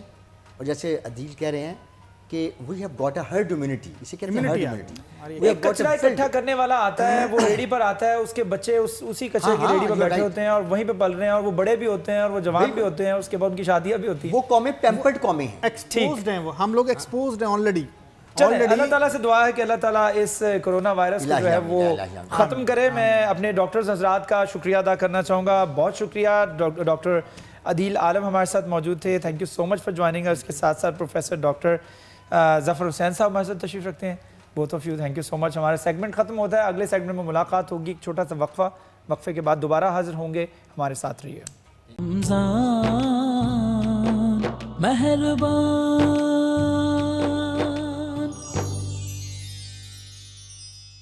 Welcome back. ہمارا اگلا سیگمنٹ جس میں ہمارے نعت خواہ ہمیں جوائن کرتے ہیں. تو آج بھی فیصل آباد کی مختلف آوازیں ہمارے ساتھ موجود ہیں. ان کا تعارف میں آپ کو کرواؤں گا. فیصل آباد کی، جیسے میں نے پہلے بتایا کہ فیصل آباد جو ہے وہ بڑا ٹیلنٹ سے بھرا ہوا ہے، اور فیصل آباد کے ہر 4 گھر چھوڑ کے 5ویں گھر میں کوئی نہ کوئی ایسی آواز، کوئی نہ کوئی ایسا ٹیلنٹ ہوتا ہے جو کہ منظر عام پر آنے کی کوششوں میں لگا ہوتا ہے. لیکن سٹی 41 ان کو یہ پلیٹ فارم دیتا ہے اور ان کی اس اپورچونٹی کو جو ہے وہ بھرپور طریقے سے ان کو اویل کروایا جاتا ہے. تو آج بھی جو آوازیں میرے ساتھ موجود ہیں ان کا تعارف میں آپ کو کروا دیتا ہوں. ہمارے ساتھ بلال نقشبندی صاحب موجود ہیں، معروف نعت خواہ ہیں. آپ کا بہت شکریہ ہمیں جوائن کرنے کے لیے بلال صاحب. ان کے ساتھ ساتھ سید حسن بخاری صاحب ہمارے ساتھ براجمان ہیں. بہت شکریہ بخاری صاحب ہمیں جوائن کرنے کے لیے. بشارت سردار صاحب ہمارے ساتھ تشریف رکھتے ہیں، معروف نعت خواہ ہیں، عرصہ دراز سے نعت خوانی کر رہے ہیں. بشارت صاحب آپ کا بہت شکریہ ہمیں جوائن کرنے کے لیے. گفتگو کو آگے بڑھاتے ہیں. میں شروعات کرنا چاہوں گا بلال نقشبندی صاحب سے. بلال نقشبندی صاحب یہ بتائیے گا کہ نعت کا شوق کب سے ہوا، بچپن کس طرح سے گزرا؟ سر الحمدللہ یہ بچپن سے ہی سلسلہ جاری ساری ہے الحمدللہ جی. اچھا، کب مطلب کون سی ایج تھی آپ کو جو آپ کو یاد ہے کہ مجھے نعت کا شوق زیادہ ہو گیا؟ الحمدللہ اسکول کے سیزن سے ہی الحمدللہ تقریباً 7 سال کی ایج تھی جب سے یہ سلسلہ الحمدللہ جاری ساری ہے. اچھا، ہوتا یہ ہے کہ کچھ لوگ جو ہے وہ اپنے ابا سے سیکھتے ہیں کیونکہ ان کے ابا وغیرہ جو ہوتے ہیں وہ ابا یا چاچا یا ماموں جو نعت خواہ ہوتے ہیں ان سے کہیں نہ کہیں اثر انداز ہو کے ان سے انسپائر ہو کے بندہ نعت سیکھتا ہے. یا پھر ہوتا یہ کہ کوئی نہ کوئی استاد ایسے مل جاتے ہیں کہ آپ ان کے تھرو جو ہے وہ نعت پڑھنا سیکھتے ہیں، پھر اس کے بعد شوق پیدا ہوتا ہے. تو آپ کون سی کیٹیگریز میں؟ جی سر الحمدللہ نعت کی دنیا کے شہنشاہ سید منظور کنین شاہ صاحب آپ کو سننے کا کافی شرف حاصل ہوا. اس کے علاوہ پھر خلیل شاہ صاحب ہیں، ان سے باقاعدہ تعلیم حاصل کیجیے الحمدللہ. تب سے یہ سلسلہ. اچھا، کسی پلیٹ فارم پہ سٹی 41 سے پہلے آپ نے؟ جی سر اسی چینل پہ الحمدللہ حاضری کا شرف حاصل ہوا اور پوزیشن بھی لی تھی 2018 میں. اچھا ماشاءاللہ. چلیں آج آپ کو دوبارہ سنتے ہیں. تو بلال نقشبندی صاحب آج کیا سنا رہے ہیں؟ ماشاءاللہ بلال نقشبندی صاحب بہت خوبصورت آواز آپ نے پائی ہے ماشاءاللہ، اور لگ رہا ہے واقعی آپ کی کمپٹیشن والی آواز لگ رہی ہے ماشاءاللہ. بلال نقشبندی صاحب یہ بتائیے گا کہ پرفارم کرتے ہوئے مطلب آپ محسوس ہو رہا تھا جیسے یہاں پر نہیں ہے، مطلب آپ فزیکلی تو یہاں پر موجود تھے لیکن آپ کی آواز جو ہے وہ آپ کو یہاں سے لے کر جیسے رسول اللہ صلی اللہ علیہ وآلہ وسلم کے روضے پر جا کر کھڑا کر دے، اور انسان جو ہے پورا مگن ہو کے پوری کمٹمنٹ کے ساتھ اور آواز کو آپ نے ایسی کیری آن کر کے چلنا ہے جیسے میرے آقا دو جہان صلی اللہ علیہ وسلم جو ہے وہ مجھے سن رہے ہوں. تو ماشاءاللہ یہ چیز، یہ ایبیلٹی آپ کے اندر مجھے نظر آئی ہے ماشاءاللہ. بہت خوبصورت آواز آپ کی. ایک چھوٹا سا وقفہ لیتے ہیں، وقفے کے بعد اپنے دیگر نعت خواہ حضرات کو بھی سنیں گے. ایک چھوٹا سا وقفہ، ہمارے ساتھ رہیے گا. رمضان مہربان.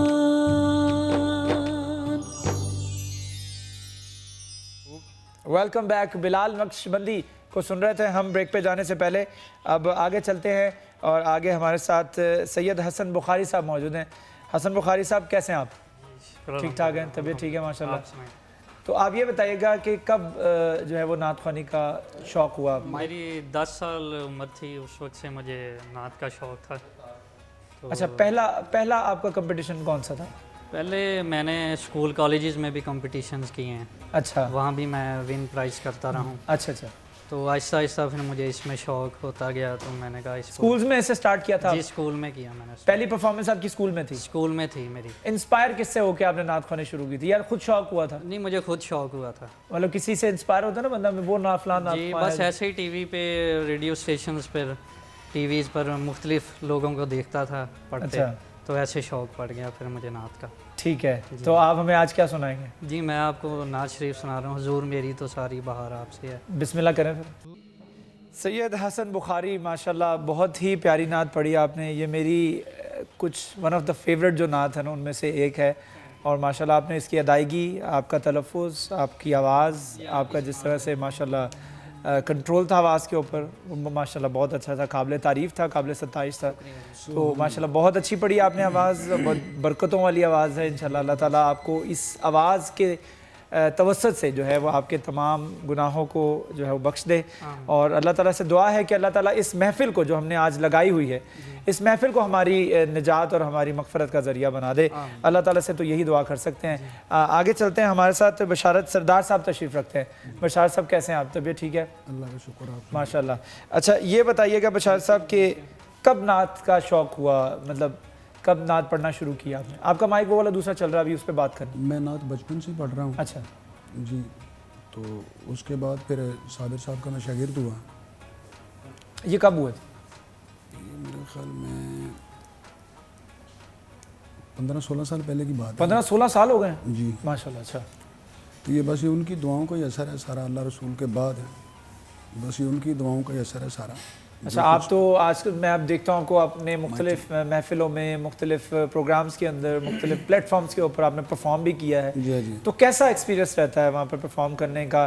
اپنے استاد کی یاد آتی ہے، اپنے استاد کی ٹیچنگز یاد آتی ہیں، جس طریقے سے انہوں نے سکھایا؟ جب میں پڑھتا ہوں تو بس وہی ہوتے ہیں، میں تو نہیں ہوتا، ہاں، وہی ہوتے ہیں میرے ساتھ، اچھا بس یہ۔ اچھا، کبھی ایسا موقع ہوا ہے کہ آپ نے کبھی اپنے ٹیچر کے سامنے یعنی صابر سردار صاحب کے سامنے پرفارم کیا؟ بہت مرتبہ۔ اچھا، کبھی کنفیوژن تو نہیں ہوئی کہ استاد سامنے بیٹھے ہوئے کوئی غلطی نہ ہو جائے؟ نہیں بس وہ میرے اب وہ ساتھ کانفیڈنس ڈیولپ ہو گیا؟ وہ پیار ہی اتنا کرتے ہیں تو پریشرائز میں ہوتا ہی نہیں ان کے سامنے۔ اچھا، کتنے ابھی آپ کی رہائش کہاں پر؟ ادھر آپ کے ساتھ ہی ہے جڑا والا روڈ پہ؟ جی۔ اچھا، وہیں پر رہ رہے ہیں آپ؟ تو صابر سردار صاحب سے کب ملنا ہوتا ہے پورے دن میں؟ روز، روزانہ کی بنیادوں پر؟ جی۔ اچھا چلیں، اچھا یہ بھی بات کریں گے آپ سے کہ آپ نے سٹی 41 سے پہلے کسی پلیٹ فارم پہ پرفارم کیا ہو، وہ آپ کو یاد ہو کہ یہ جو نعت میں نے پڑھی تھی نا، یہ میرے حافظے کا حصہ بن رہی ہے، اب یہ میرے دماغ سے نہیں نکل سکتی؟ وہ پلیٹ فارم کیا تھا، اس پہ میں آپ سے گفتگو کرتا ہوں، لیکن ایک چھوٹا سا وقفہ ہے، وقفے کے بعد جو دوبارہ حاضر ہوں گے تو بشارت صاحب سے گفتگو جو ہے وہ کنٹینیو کریں گے۔ ایک چھوٹا سا وقفہ ہمارے ساتھ۔ رمضان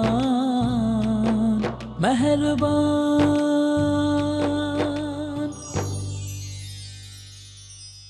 ویلکم بیک، ہمارا سیگمنٹ جاری ہے۔ گفتگو کر رہے تھے ہم بشارت صاحب سے۔ بشارت صاحب میرے ساتھ تشریف رکھتے ہیں، سید حسن بخاری، اور اس کے ساتھ ساتھ بلال نقشبندی بھی میرے ساتھ تشریف رکھتے ہیں۔ تو میں بات کر رہا تھا فیصل آباد کی آوازوں کے حوالے سے۔ تو فیصل آباد جو ہے وہ ٹیلنٹ سے بھرپور ہے، اور فیصل آباد کے حوالے سے خاص طور پر بات کی جائے تو جیسے میں نے پہلے بات کی کہ آپ کو ہر گلی کے اندر، ہر کونے میں جو ہے کوئی نہ کوئی ٹیلنٹ نظر آئے گا، اور اس ٹیلنٹ کو صرف ایک پلیٹ فارم چاہیے ہوتا ہے کہ وہ آگے بڑھے، اور اس پلیٹ فارم پہ اپنے ٹیلنٹ کو استعمال کرتے ہوئے جو ہے وہ ایک ستاروں میں سے ایک ایسا ستارہ بن جائے کہ اس کو بھی جو ہے لوگ پھر اوپر منہ کر کے دیکھیں۔ تو بشارت صاحب سے گفتگو کر رہے تھے۔ بشارت صاحب، کوئی ایسی نعت یا کوئی ایک ایسی پرفارمنس جو آپ کو یاد ہو کہ میں نے یہ پرفارمنس کی تھی اور یہ میری پرفارمنس جو ہے میرے اب نقش پہ ہو چکی ہے، اور یہ پوری زندگی جو ہے وہ میرے دماغ سے نہیں نکل سکتی؟ کوئی ایسی پرفارمنس یاد ہو، کس جگہ آپ نے پرفارم کیا؟ وہ ایک نے ادھر حاصل پور والی سائڈ پہ نا صابر صاحب نے مجھے پڑھایا، تو شہباز فریدی صاحب نے پہلے پڑھا، اس کے بعد میں پڑھا۔ ٹھیک ہے۔ تو بس اللہ کا شکر ہے، وہ ایک نعت تھی ناصر شاہ صاحب کی لکھی ہوئی، کول جالی کھڑا رہن دے اس گدا نو گدا رہن دے۔ سبحان اللہ۔ یہ میں نے نعت پڑھی تو یہ بڑی معروف ہوئی، اللہ تعالیٰ نے بڑی عزتوں سے نوازا اس نعت سے۔ وہ آپ کو یاد ہے؟ وہ परफॉर्मेंस याद है आपको। तो आज क्या सुनाने जा रहे हैं? आज मैं आपको एक ये उन्हीं की ट्यून है, तो एक उर्दू की नात एक आपको सुनाऊँ। बिस्मिल्लाह करें।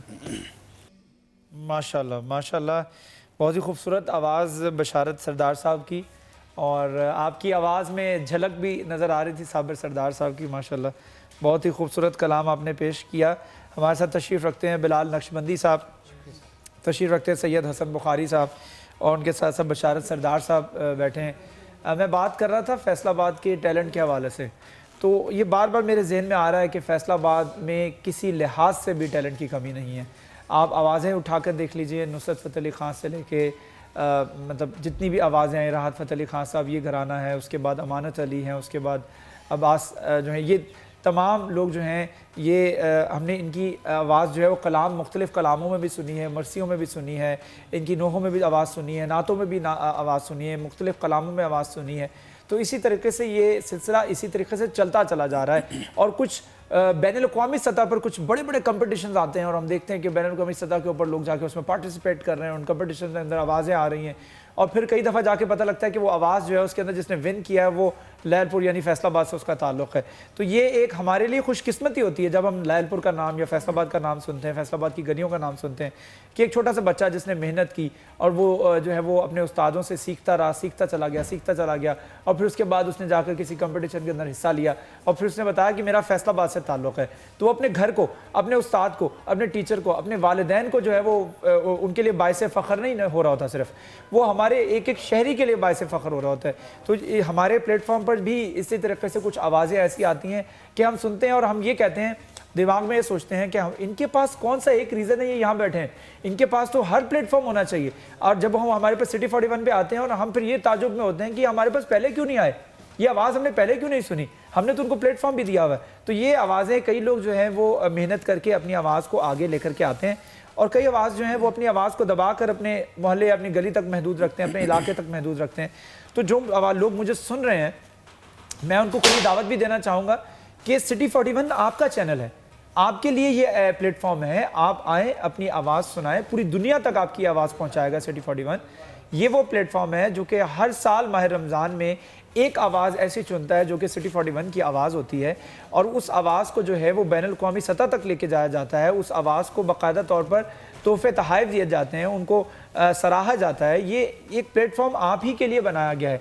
ये नशिस्तें जिसके ऊपर आज बशारत साहब बैठे हैं, जिस पर आज सैयद हसन साहब बैठे हैं, बिलाल नक्शबंदी साहब बैठे हैं, इस पर आप भी हो सकते हैं। अगर आप सुन रहे हैं हमें और आपकी आवाज़ अच्छी है तो आप भी ट्राई कर सकते हैं, आप ट्राई करें। आप ये मत सोचें कि मेरी आवाज़ तो है जो, या मैं प्रैक्टिस कर रहा हूँ, या मैंने अभी तक जो है वो किसी बड़े प्लेटफॉर्म पे आके परफॉर्म नहीं किया, तो या मैं इस तरीके से नहीं पढ़ सकता जिस तरह ये बाकी दीगर नात ख़्वान हज़रात पढ़ रहे हैं।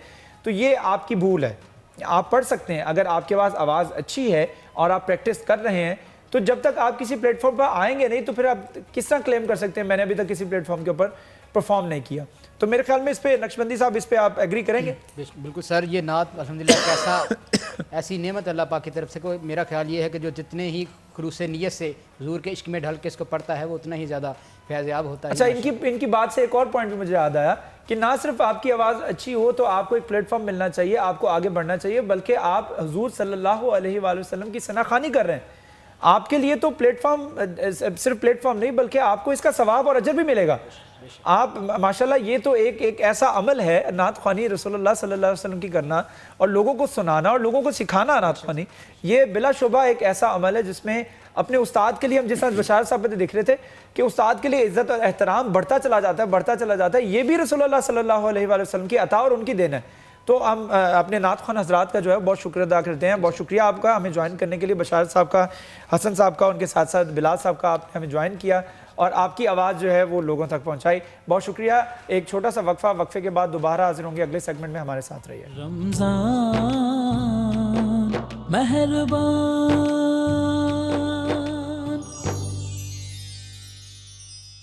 Welcome back. हमारा अगला सेगमेंट जिसमें हमारे उलमा कराम हमें ज्वाइन करते हैं, हम किसी एक इस्लामिक मौजू का जो इंतखाब करते हैं और उस पर गुफ्तगू करते हैं, उस पर मसाइल और उसमें हमारे माशरे में क्या چیلنجز جو ہے وہ ہمیں درپیش ہیں اس پہ بھی گفتگو کی جاتی ہے. تو آج جو علماء کرام نے ہمیں جوائن کیا ان کا تعارف میں آپ کو کروا دیتا ہوں. میرے ساتھ تشریف رکھتے ہیں علامہ ریاض محمد کھرل صاحب. کھرل صاحب بہت شکریہ ہمیں جوائن کرنے کا. اس کے ساتھ ساتھ علامہ ناظم حسین صاحب ہمارے ساتھ تشریف رکھتے ہیں.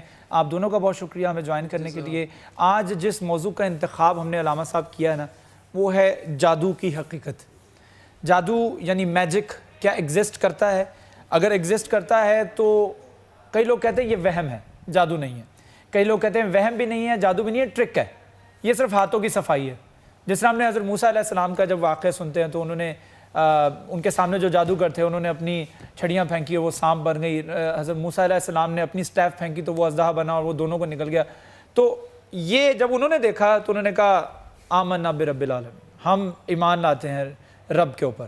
انہوں نے وہ سمجھ گئے کہ یہ جو ٹرک کر رہے ہیں یہ وہ ٹرک نہیں ہے جو ہم کر رہے تھے، یہ حقیقت ہے، یہ وہ نہیں ہے جو ہم ایلوژن یا لوگوں کی نظروں میں جو ہے دھول جھونک رہے تھے. تو جادو کی حقیقت پہ میں چاہ رہا ہوں کہ علامہ صاحب تھوڑی سی روشنی ڈالیے گا. ان الشیطان للانسان عدو مبین. بے شک قرآن حکیم میں جادو کے حوالے سے متعدد جگہ پہ اللہ وحدہ لا شریک نے اس کا ذکر و تذکرہ فرمایا ہے. یہ جادو جو ہے در حقیقت ابلیسی علم ہے اور اس کو آپ کہہ سکتے ہیں شعبدہ بازی. وقتی طور پہ جسم کے اوپر اس کے اثرات مرتب ہوتے ہیں. جس طرح سے قرآن حکیم کے پہلے پارے میں ہاروت اور ماروت کا وہ واقعہ موجود ہے. تفسیر میں جانے کا تفسیر کرنے کا وقت نہیں ہے، لیکن یہ ایک اٹل حقیقت ہے کہ جادو جو ہوتا ہے وہ وقتی طور پہ آدمی کے اوپر اپنے جسمانی اثرات چھوڑتا ہے اور یہ شیطان جو ہے اس نے اپنے پیروکاروں کے لیے اللہ وحدہ لا شریک کے بتائے ہوئے رستے کو صراط مستقیم سے ہٹا کے لوگوں کو غیر اللہ کی طرف توجہ جو ہے مبذول کرواتا ہے. میں اس کا قرآن حکیم میں ہی اللہ وحدہ لا شریک نے آخری صورتیں جو دو ہیں ان کا شان نزول بھی یہ ہے. تمام ائمہ محدثین نے اپنی اپنی سندوں کے ساتھ اس کا شان نزول لکھا ہے.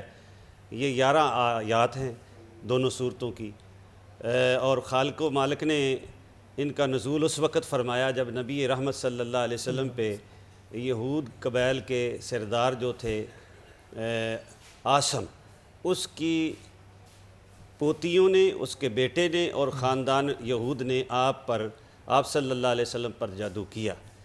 تو اس کو امام بخاری رحمۃ اللہ علیہ نے بخاری شریف میں ذکر کیا ہے، ترمذی میں بھی یہ موجود ہے، مسند احمد میں بھی موجود ہے، اور تمام مفسرین کرام نے حافظ ابن کثیر رحمۃ اللہ علیہ سے لے کر تمام نے اس کو نقل کیا ہے کہ جب آپ صلی اللہ علیہ وسلم کی جسم اقدس پہ اثرات ظاہر ہوئے تو اللہ وحدہ لا شریک نے وہی بھیجی اور وہی کے ذریعے آگاہی دی گئی.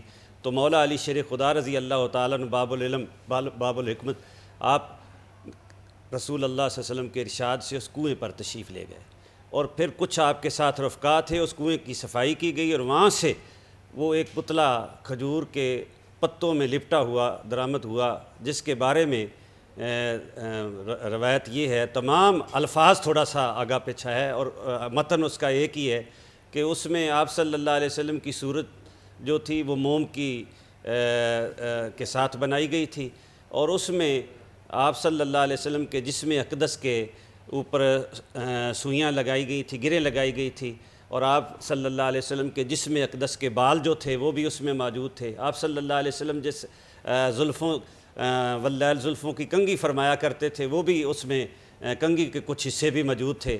وہ ایک بچہ خدمت گزار تھا جس کی وجہ سے وہ انہوں نے حاصل کیا. تو رحمت للعالمین صلی اللہ علیہ وسلم کے پاس جب وہ لے کر آئے تو اللہ تعالیٰ نے قرآن کریم کی یہ 11 آیتیں، پہلی صورت فلق کی 5 اور 6 آخر میں، یہ 11 آیات جو تھیں آپ صلی اللہ علیہ وسلم پہ نازل ہوئیں اور آپ نے جب تلاوت فرمائی اور اس کو کھولتے ایک ایک گرے کھولتے گئے، 11 گرے کھلی تو آپ صلی اللہ علیہ وسلم صحتیاب ہو گئے. تو اس وجہ سے اس کے اثرات تو ہوتے ہیں، لیکن اسی لیے امت محمدیہ صلی اللہ علیہ وسلم کے اکابر علماء نے فرمایا کہ یہ چونکہ ابلیسی علم ہے، اس کا سیکھنا، سمجھنا، اس کو آگے بڑھانا یہ شرعاً جائز نہیں ہے. وقتی طور پہ اس کا احساس جو ہے جسم پہ ہوتا ہے.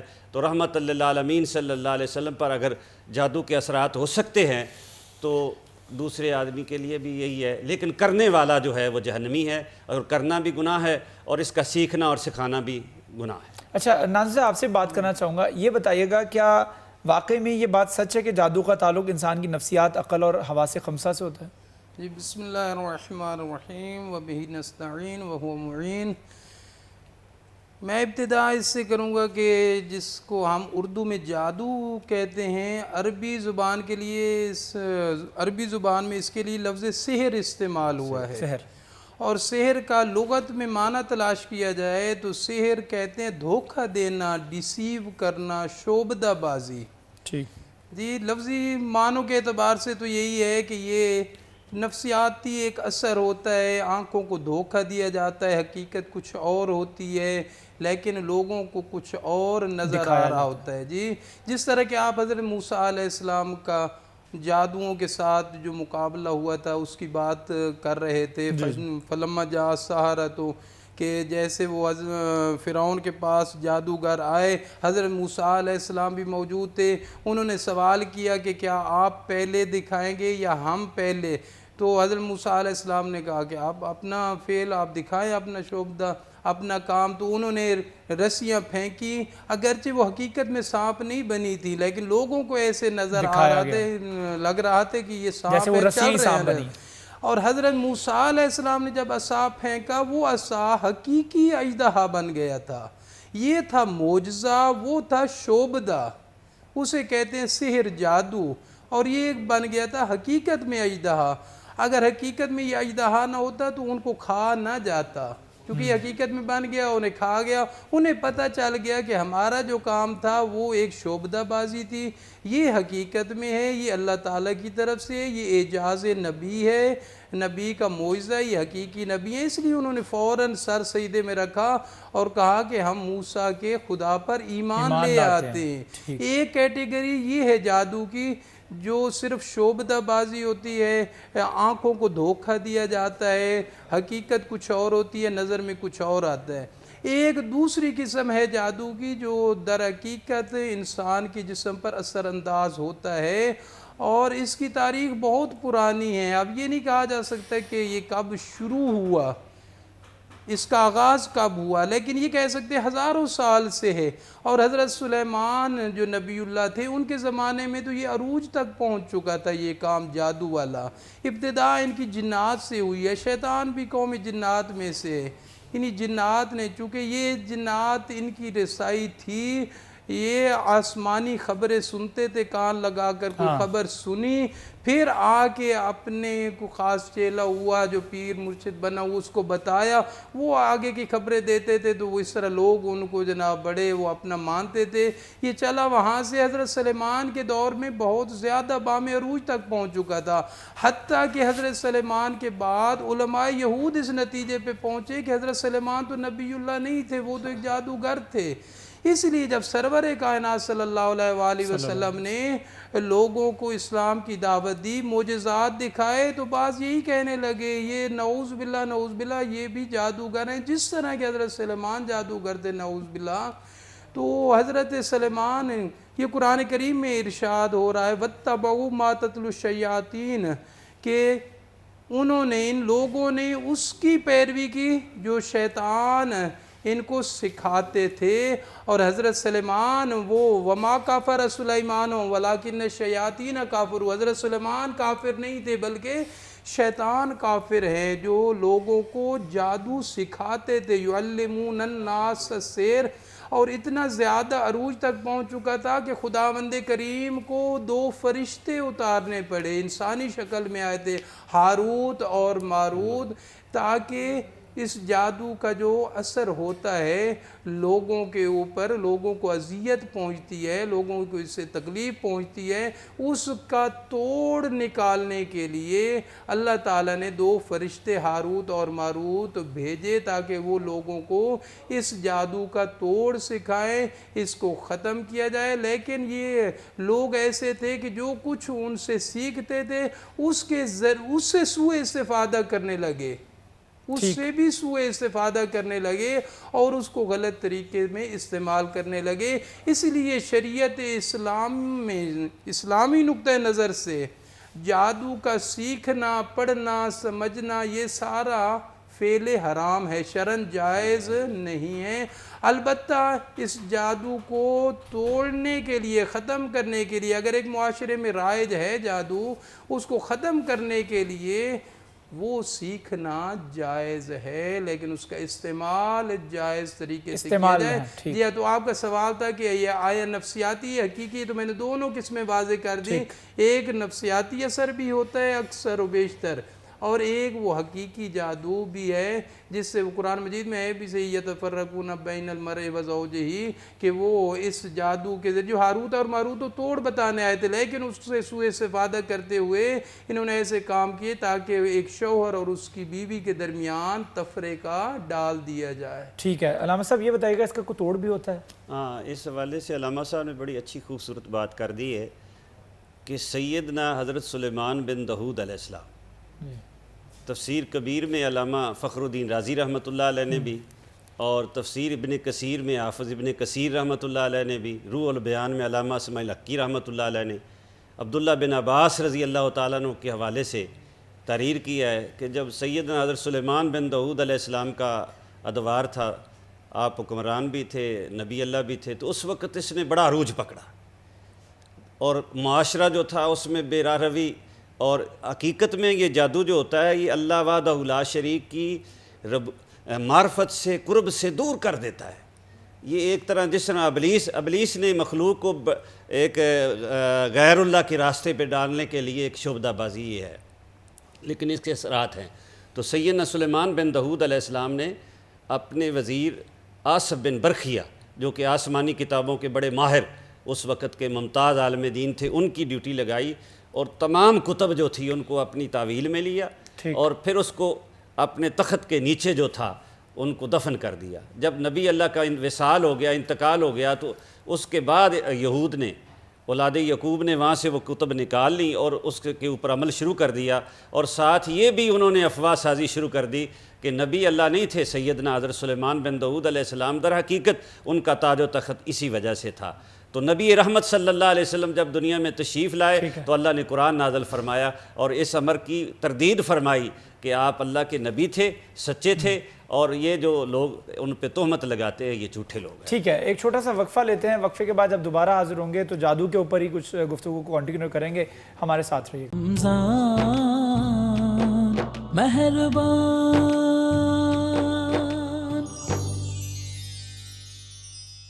Welcome back. इस वक्त मैं अपने किचन में मौजूद हूँ। हमारे साथ ईथम कॉलेज के मास्टर शेफ़ भी मौजूद हैं, इर्जा और अबू ज़र। इसके साथ साथ गोल्डन कुकिंग ऑयल भी मौजूद है और इसके साथ साथ करशी का जामे शीरी भी मौजूद है।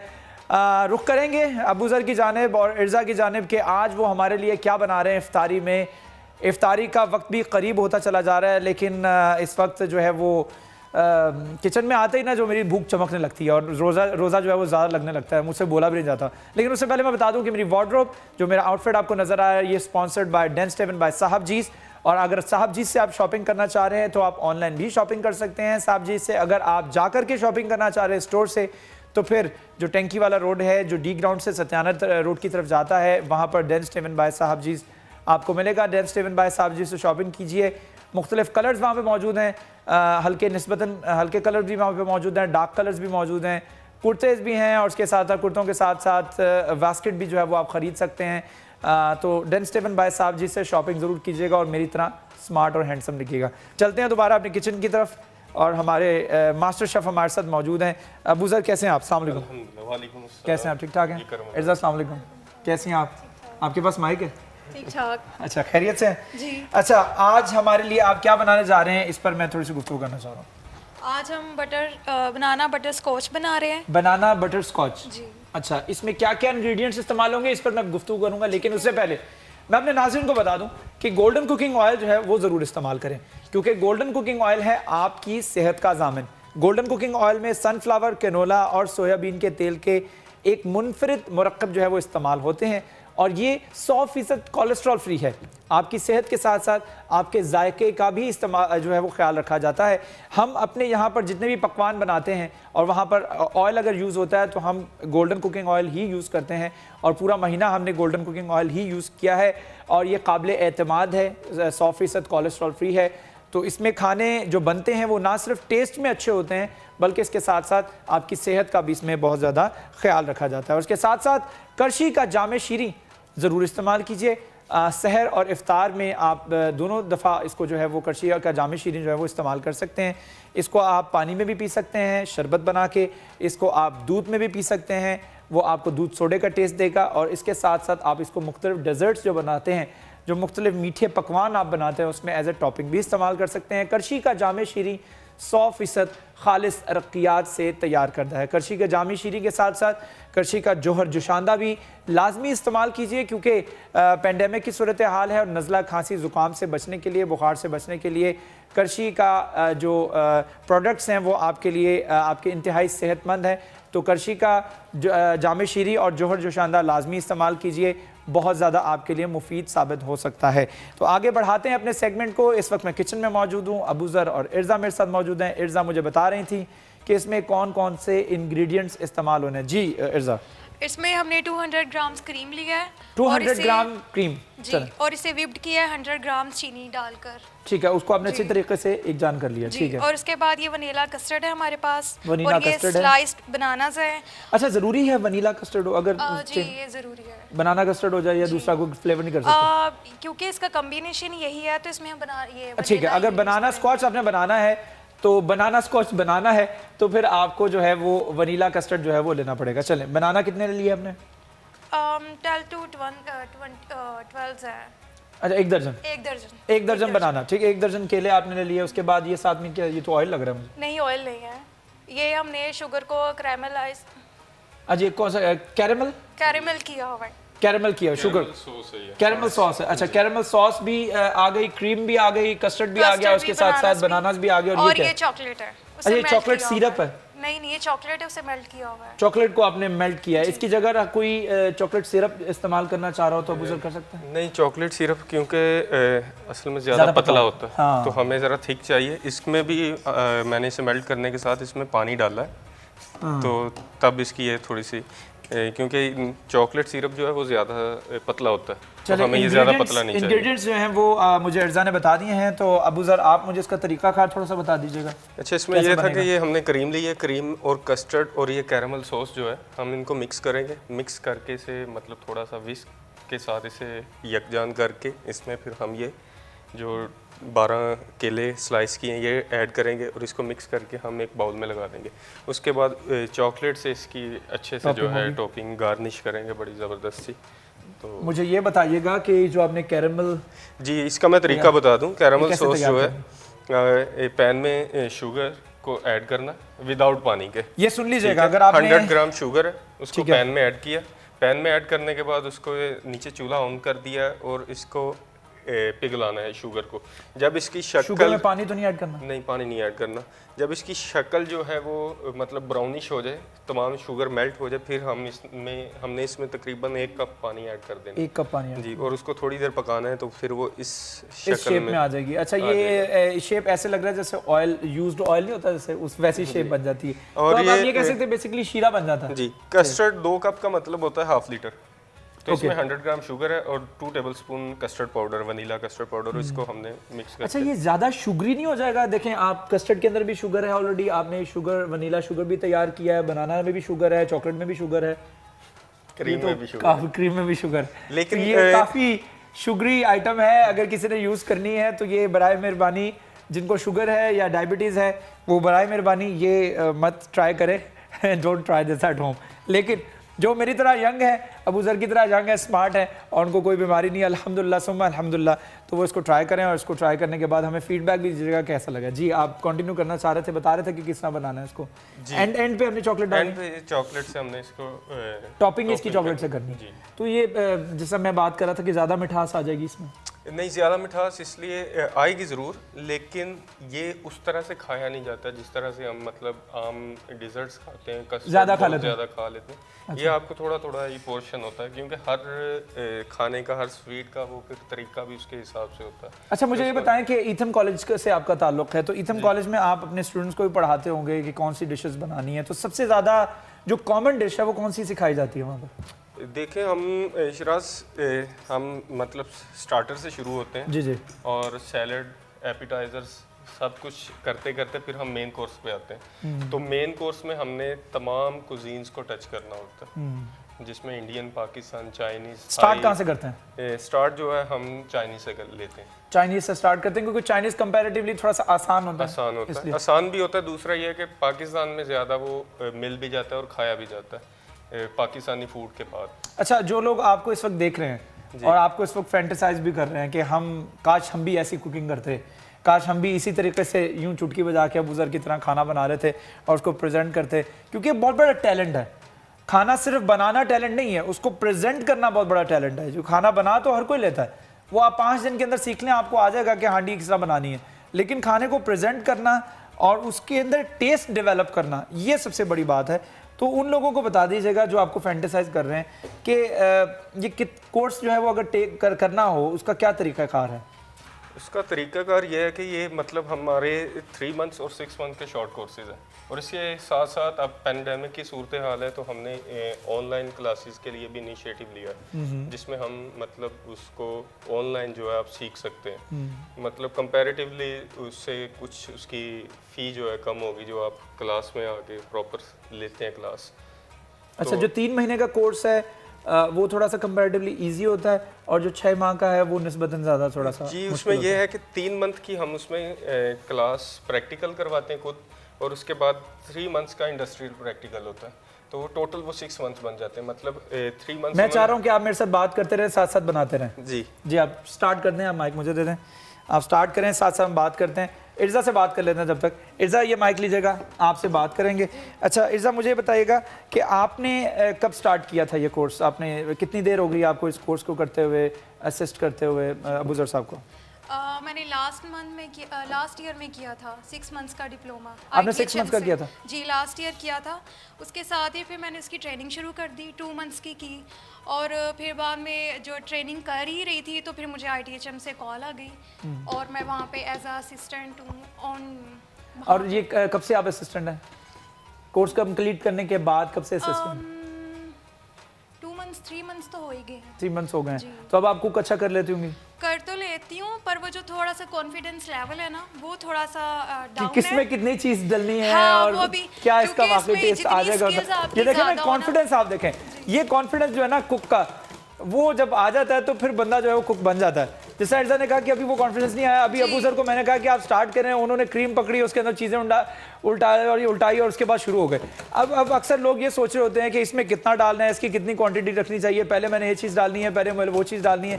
جو یہ کانفیڈنس ہے نا, جب یہ ڈیولپ ہو جاتا ہے تو پھر انسان جو ہے وہ بہت بڑا ماسٹر شیف ہو جاتا ہے. جس طرح ہمارے ساتھ ماسٹر شیف ابوذر بھی موجود ہیں, ارزا بھی موجود ہیں. ارزا اور ابوذر, آپ سے گفتگو کر کے بڑا اچھا لگا. ایک چھوٹا سا وقفہ لیتے ہیں, وقفے کے بعد دوبارہ حاضر ہوں گے تو بنانا کرنچ جو آپ کو کھلائیں گے. ہمارے ساتھ رہیے گا. مہربان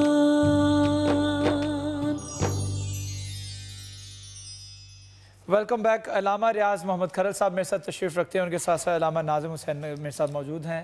گفتگو کو جاری کرتے ہیں. جادو کے حوالے سے بات کر رہے تھے, اس کے توڑ کے حوالے سے بات کر رہے تھے, اس کے گناہ کے حوالے سے بات کر رہے تھے کہ کتنا بڑا گناہ ہے. اور علامہ صاحب یہ بتا دیجیے گا کہ جو ہم دیکھتے ہیں کہ لوگوں کا کانفیڈنس جو ہے اب وہ ختم ہوتا جا رہا ہے. کیوں؟ کیونکہ وہ قرآن نہیں پڑھتے, قرآن سمجھتے نہیں ہیں, اس وجہ سے اب ان کا کانفیڈنس بھی نہیں ہے.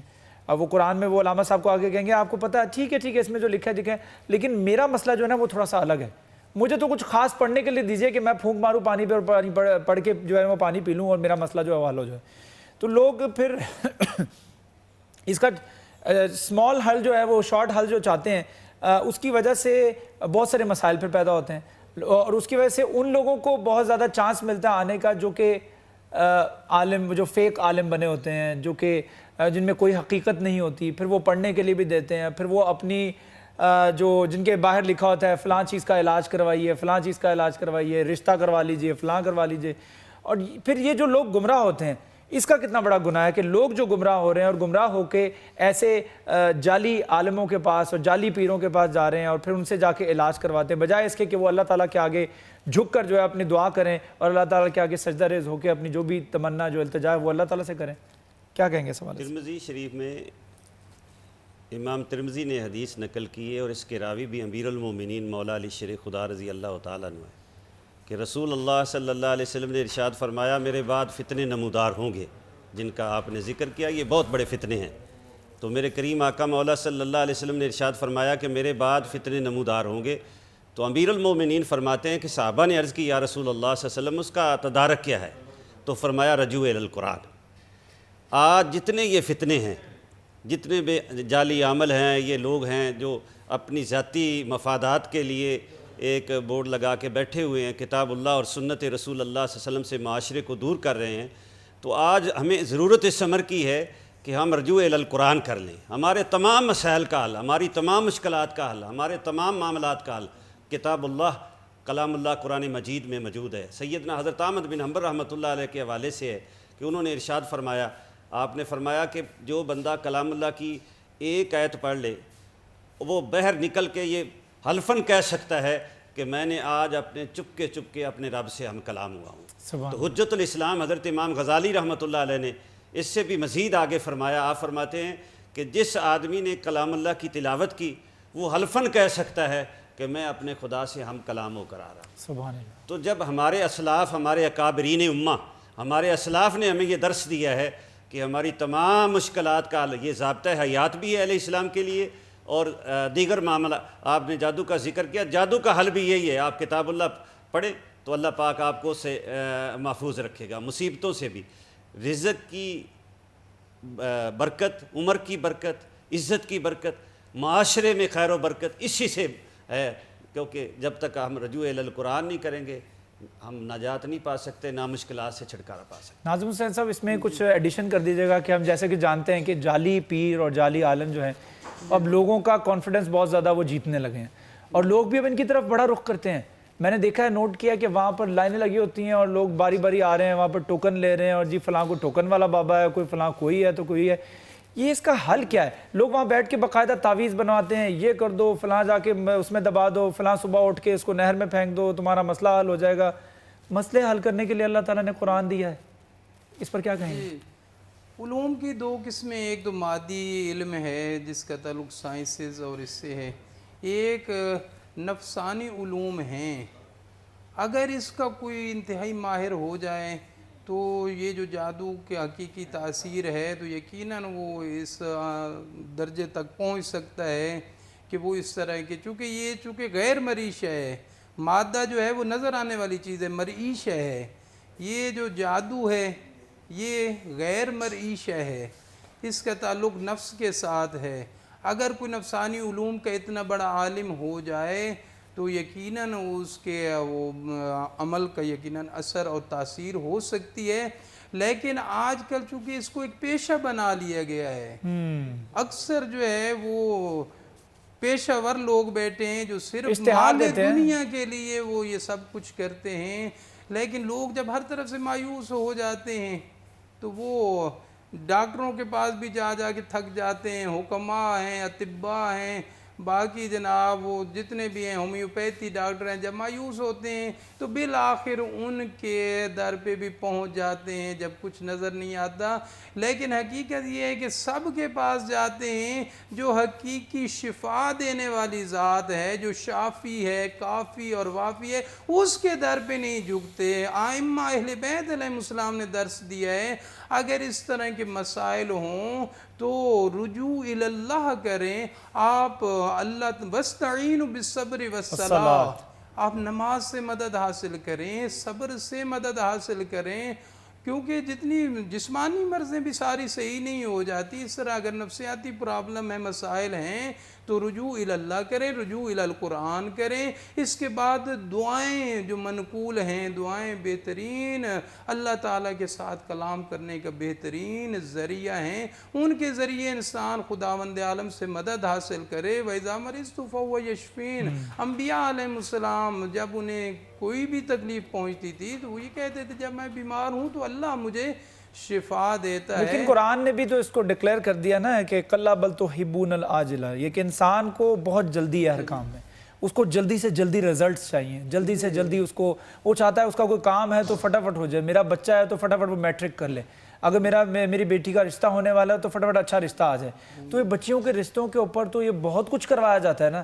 ایک طرف تو اس کو رکوانے کے لیے کروایا جاتا ہے کہ فلاں بچی کا فلاں اچھا رشتہ نہ آ جائے, تو اس کے اوپر بھی جادو کروایا جاتا ہے. تو پھر بتایا بھی جاتا ہے کہ جی کچھ لوگ ان تک خبریں پہنچاتے ہیں کہ تمہاری بیٹی کے اوپر کسی نے جادو کروایا ہوا ہے, تمہاری بیٹی کے اوپر جو ہے وہ فلاں اس وجہ سے رشتہ اچھا نہیں آ رہا, اگر آتا ہے جو ریجیکٹ ہو جاتا ہے. تو یہ ذرا تھوڑی سی لوگوں کی تعلیم دے دیجیے گا لوگوں کو, کیا یہ واقعی ایگزسٹ کرتا ہے کہ کسی کا رشتہ رکوایا جا سکتا ہے اس طرح سے جادو کر کے, اور اگر رکوایا جا سکتا ہے تو اس کے توڑ کیا ہے, وہ رجوع اللہ ہے؟ جی بالکل, کیا کہیں گے؟ جی سب سے پہلے تو یہ ہے کہ کسی کا برا چاہنا اس کے پیچھے حسد کار فرما ہوتا ہے کہ یہ مالدار کیوں ہو گئے ہیں, یہ خوشحال کیوں ہیں, ان کے وہ بیٹی کا اچھا رشتہ کیوں آ رہا ہے.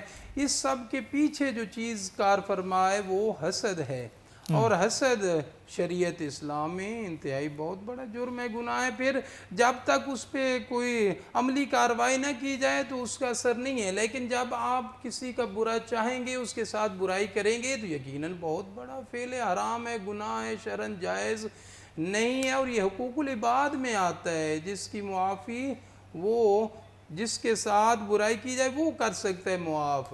ٹھیک ہے خلیل صاحب, اس میں تھوڑی سی ہدایت کر دیجیے. آخری جی مکمل کر دیجیے. اگر ایسا کسی کے ساتھ ہوتا ہے تو اس کا بہترین, وہ میں عرض کر رہا تھا, الدعاء سلاح المومن, دعا جو ہے مومن کا بہترین ہتھیار ہے. اور ایک صحیفہ سجادیہ دعاؤں کا مجموعہ ہے, امام سجاد علیہ السلام سے ساری دعائیں منقول ہیں. اگر دعائیں وہ بندہ پڑھے اور دیکھے سمجھ کے پڑھے تو انسان کا معیار اتنا بلند ہو جاتا ہے کہ دیکھیں مولا سجاد علیہ السلام اتنے مصائب, اتنے آلام کے بعد پھر ساری رات بیٹھ کے گڑ گڑا کے اللہ کے حضور دعائیں کرتے ہیں. یہ تو نہیں ہے کہ ہم اگر دعائیں پڑھیں گے تو ہمارے پہ مشکلات نہیں آئیں گی, مصیبتیں نہیں آئیں گی, پریشانیاں نہیں آئیں گی, لیکن یہ ضرور ہو جاتا ہے ان دعاؤں کے پڑھنے سے کہ بندہ پھر مشکل کو مشکل سمجھتا نہیں ہے, مصیبت کو مصیبت نہیں سمجھتا, پریشانی لیتا نہیں ہے, بے صبری ہوتی نہیں ہے, بلکہ خداوند عالم کی مصلحتوں کے ظاہر ہونے کا پھر وہ خود بخود انتظار کرتا ہے. علامہ ناظم حسین صاحب نے بڑے بہترین طریقے سے اس کو الیبریٹ کیا ہے کہ اس طرح کہ اگر جادو کروائے جا رہے ہیں تو اس کو یہ حسد میں آتے ہیں. اللہ تعالیٰ نے قرآن مجید میں ارشاد فرمایا ہے, لا تتمنوا ما فضل اللہ بعضکم علی بعض, ان چیزوں کے لیے مت دوڑو, نہ اس کی خواہش کرو, نہ اس کی ڈیزائر کرو جو کہ میں نے کچھ لوگوں کو دی ہے اور برتری کر کے کچھ دوسروں کے اوپر. اگر وہ اللہ تعالیٰ سب کو ایک جیسا دے دیتا تو پھر فساد بہت زیادہ ہو جانا تھا. میرے پاس کچھ سرٹن ٹیلنٹس زیادہ ہو سکتے ہیں, اگر میرے پاس پیسہ زیادہ نہیں ہے, کسی کے پاس پیسہ زیادہ ہے تو کسی کے پاس بولنے کی صلاحیت نہیں ہے, کسی کے پاس بولنے کی اچھی صلاحیت ہے تو کسی کے پاس پلیٹ فارم نہیں ہے. تو یہ مختلف جو اللہ تعالیٰ نے اپورچونٹیز اور چیلنجز مجھ کو دیے ہیں وہ آپ کو شاید نہ دیے ہوں. تو اسی کے اوپر گفتگو کریں گے, جادو کے اوپر بھی بات کریں گے, لیکن ایک چھوٹا سا وقفہ ہے, وقفے کے بعد جب دوبارہ حاضر ہوں گے تو خلیل صاحب سے بھی گفتگو کی شروعات کریں گے. ہمارے ساتھ رہیے گا. مہربان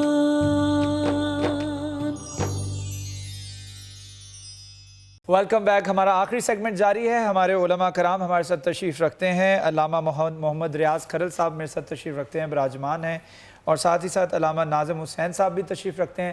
اور ہمیں ہمارے تیسرے گیسٹ نے جوائن کیا ہے جو کہ میرے بڑے پیارے دوست بھی ہیں.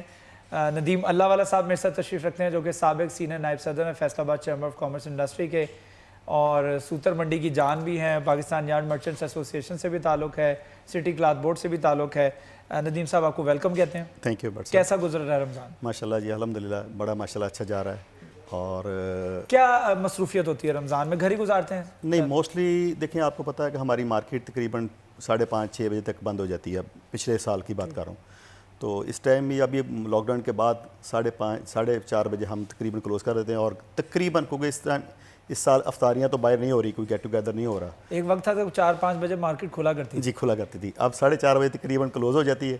اور جو گورنمنٹ نے اور لوکل انتظامیہ نے ہمیں SOPs دی ہیں اس پہ ہم پورا عمل کر رہے ہیں, اور پورے 5 بجے تک پوری مارکیٹ کلوز ہو جاتی ہے, اور افطاری تقریباً گھروں میں ہی ہو رہی ہے. افطاری گھروں میں ہو رہی ہے. اچھا, میں نے دیکھا کہ پاکستان یارڈ مرچنٹس ایسوسیشن جو پائما ہے, پائما ہم نے نوٹ کیا ہے کہ 3 سے 4 بجے تک کھلا کرتی تھی, بحال ہوا کرتی تھی دکانیں وہاں پر, اور کاروبار کھلنا شروع ہوتے تھے. لوگ 2 بجے 3 بجے اپنی فیکٹریوں سے جو ہے وہ دکانوں پر آیا کرتے تھے. اب چونکہ یہ کسی لاک ڈاؤن کہا جا سکتا ہے, کسی کو حکمران نے نہیں کیا, یہ کسی اشرافیہ نے نہیں کیا یا یہ کسی جو ڈیلیبریٹلی کروایا نہیں گیا, یہ اللہ تعالیٰ کی طرف سے ہوا ہے. اور ایک قدرتی طور پہ ہماری ٹائمنگ, میں علامہ صاحب کو بھی اس میں انگیج کرنا چاہوں گا کہ ہماری ٹائمنگ جو چینج ہو گئی ہے. ہماری ٹائمنگ جو اب گورنمنٹ نے کر دی ہے, وہ آپ کہتے ہیں جی پنجابی میں جیسے کہتے ہیں کہ ڈانگ سوٹے سے کروائی تو کروائی, اور وہ کروا بھی دی گئی. یعنی قدرتی طور پہ ہوا لیکن ہو گیا, دیر آئے درست آئے. لوگ یہ کہا جا سکتا ہے کہ جب مارکیٹ جو ہے وہ کھلنا شروع ہوتی تھی, اب مارکیٹ انہی اوقات پہ بند ہونا شروع ہو گئی ہے. یعنی صبح 8 بجے سے ایک معمولات زندگی جو ہے وہ چلنا شروع ہوتے ہیں اور 4 سے 5 بجے بند ہوتی ہے دکان. تو یہ کرونا وائرس اور پینڈیمک جو ہے اس کے ایک پازیٹیو آسپیکٹس میں سے ایک آسپیکٹ ہے. کیا کہیں گے اس پر؟ اس میں بٹ صاحب بالکل آپ کی بات صحیح ہے کہ میں ہمیشہ یہ جو کرونا کی وبا ہے اس کو میں ایز اے اصلاح لیتا ہوں. ہماری بینگ اے قوم, being a society, being a Muslim, اس میں دیکھیں ہماری جتنی بھی ترتیب آپ نے اپنے انٹرو میں کہا کہ ساری جب لوگ واپس جا رہے ہوتے تھے ہم آ رہے ہوتے تھے, تو ہماری یہ باعث اصلاح ہے کرونا کی وجہ سے. اب دوبارہ لوگوں میں ٹھہراؤ آیا ہے, دین کی طرف لوگ دوبارہ مائل ہو رہے ہیں, فیملی سٹرکچر واپس آ رہا ہے اور لوگ اپنی فیملی کو ٹائم دے رہے ہیں. اور صبح جو ہمیں قرآن فرماتا ہے کہ صبح رزق کے لیے نکلو, وہی چیزیں جو سادگی ہے, جو چیزیں پہلے جو ہمارے بڑوں نے کی تھی وہ اب دوبارہ واپس آ رہی ہیں اور لوگ خوش ہیں اس میں. چاہے گورنمنٹ لاک ڈاؤن کے حق میں نہیں تھی, ہمارے پرائم منسٹر وہ بار بار کہہ رہے تھے کہ لاک ڈاؤن اس کا حل نہیں ہے. آپ کو پتہ ہے کہ یہ وبا پوری دنیا میں پھیلی ہوئی ہے اور اب اس کے ساتھ ہی ہم نے آگے پوری زندگی جو سسٹم ہے, سال ہے, 6 مہینے, اس کو گزارنا ہے. اب لوگوں کو اس کی عادت ہو گئی ہے, لوگوں نے اس کے جو حفاظتی اقدامات ہیں وہ سیکھ لیے ہیں, سمجھ لیے ہیں. میڈیا نے, اسپیشلی میڈیا نے اس میں بڑا اچھا رول پلے کیا ہے. اور اب ہمیں جس طرح باقی بیماریاں ہیں, شوگر ہے, ہارٹ اٹیک ہے, ذیابطیس ہے اور دوسری ہیپاٹائٹس سی ہے, اس چیزوں کے ساتھ ہم زندگی بسر کر رہے تھے. اب اس کو بھی ہم نے کیری کرنا پڑنا ہے. یعنی اس میں ایک اور بیماری شامل ہو گئی ہے, اس بیماری کے ساتھ ہمیں رہنا سیکھنا ہوگا. اس کے حساب سے ہمیں اپنے طرز زندگی کو چینج کرنا ہوگا, اپنے کاروبار کو, اپنی ٹائمنگ کو اسی حساب سے لے کے چلنا ہوگا تاکہ. تاجر برادری نے کتنا نقصان سہا ہے اس میں؟ ہم نے دیکھا کہ تاجر برادری کے لیے تو دکانیں اگر 2 مہینے بند رہی ہیں اور عید کا سیزن سب سے زیادہ کمانے کا سیزن ہے, 11 مہینے ایک طرف اور 12واں مہینہ یعنی رمضان کا مہینہ کمائی کے لحاظ سے ایک طرف, تو تاجروں کا کیا موقف ہے؟ دیکھیں اس میں آپ نے دیکھا کہ پچھلے سال سے ہم سٹرگل کر رہے تھے, مختلف ٹیکسز ہمارے اوپر, اچانک سیل ٹیکس آ گیا, باقی چیزیں آ گئی, شناختی کارڈ کی شرط آ گئی, پورا سال ہماری جدوجہد میں گزرا ہے اور پورا کرائسس کا سال گزرا ہے. آگے یہ کرونا آ گیا, اب دیکھیں 2 ماہ ہو گئے ہیں, پورا لاک ڈاؤن ہے, بالکل کاروبار سٹک ہو گئے ہیں. پچھلے ہی ہمارا نقصانات بہت زیادہ ہو گئے تھے, ابھی یہ لاک ڈاؤن ہو گیا. ہمیں گورنمنٹ سے چاہیے, گورنمنٹ کو یہ اپیل کروں گا کہ یہ جو 4 دن یا باقی یا 6 یا 7 دن رہ گئے عید میں, اس کو آپ 24 آور ایک دفعہ کھول دیں. عید کے بعد تقریباً مندہ ہے, تقریباً سارے سیکٹر اپنا زور لگا چکے ہوتے ہیں, خریداری مکمل ہو چکی ہوتی ہے. یہ اسلامی تہوار ہے, اس کو آپ 24 آور کھولیں تاکہ پچھلا ہمارا جو ریکوری ہے. کی چھٹیاں جو ہے گورنمنٹ کی جانب سے وہ 6 یا 7 دی جا رہی ہیں, تو اس پر بھی کچھ بحث چل رہی ہے, یہ صحیح کر رہا ہے گورنمنٹ کی جانب سے, صحیح اقدام ہے کہ نہیں؟ آپ اس کو کس طرح سے دیکھیں؟ گورنمنٹ کی چھٹیاں پہلے بھی بہت زیادہ ہو گئی ہیں. ہم چھٹیاں کھیل کے اپنا معیشت کا مزید نقصان نہیں کرنا چاہیے. اداروں کو واپس آنے دیکھیں, جو فکس سیلری ہے گورنمنٹ کے اوپر بوجھ ہے, اگر آپ اس میں 20 دن سے کام لیں گے تو پبلک کا لوڈ بڑھتا جائے گا. دیکھیں پورے ہفتے کی اگر بات کی جائے تو پیر سے لے کے جمعے تک گورنمنٹ کی جانب سے فیصلہ یہ کیا جا رہا ہے کہ پیر سے لے کے جمعے تک, یعنی جمعہ نکال دیا جائے, جمعے رات تک دکانیں کھولی جائیں گی, صبح 8 بجے سے لے کے 5 بجے تک. ویسے کا ٹائم سکویز ہو گیا. اس کے بعد جمعہ ہفتہ اتوار چھٹی آ گئی, اس سے پہلے 2 مہینے کی چھٹیاں رہی, اس کے بعد عید کی چھٹیاں آ رہی ہیں. تو یہ بہت بڑا میرے خیال میں ایک چنک ہو جائے گا, جس کی وجہ سے کاروبار کو بہت نقصان. جی بہت نقصان ہے, گیپ بڑھتا جا رہا ہے اور آہستہ آہستہ اس کا نقصانات ہماری معیشت پہ, اس کے اثرات بے روزگاری کی شکل میں, لا اینڈ آرڈر کے حوالے سے بہت زیادہ خطرناک نظر آ رہے ہیں.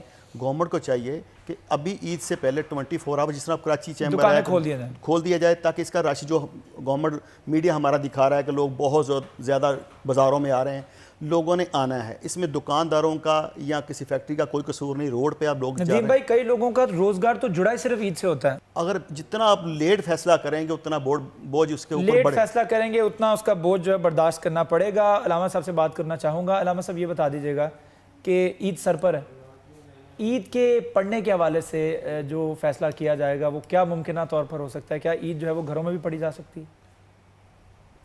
آپ کا سوال بڑا اہم ہے. اس حوالے سے چونکہ پوری اللہ تعالیٰ کی مخلوق جو ہے وہ آزمائش سے 2-4 ہے اور یہ اللہ ہی کی طرف سے ہے, اور اللہ وحدہ لا شریک سے ہمیں توبہ استغفار اور رجوع اللہ اور رجوع القرآن کرنا چاہیے کہ اللہ تعالیٰ ہمیں اس سے نجات عطا فرمائے۔ جہاں تک تعلق ہے فرض کی ادائیگی جو ہے، فرائض نماز فرض جو ہے وہ ہم اپنے گھروں میں ادا کر رہے ہیں، اس لیے کہ وبا ہے اور وہ فاصلہ رکھنا ضروری ہے۔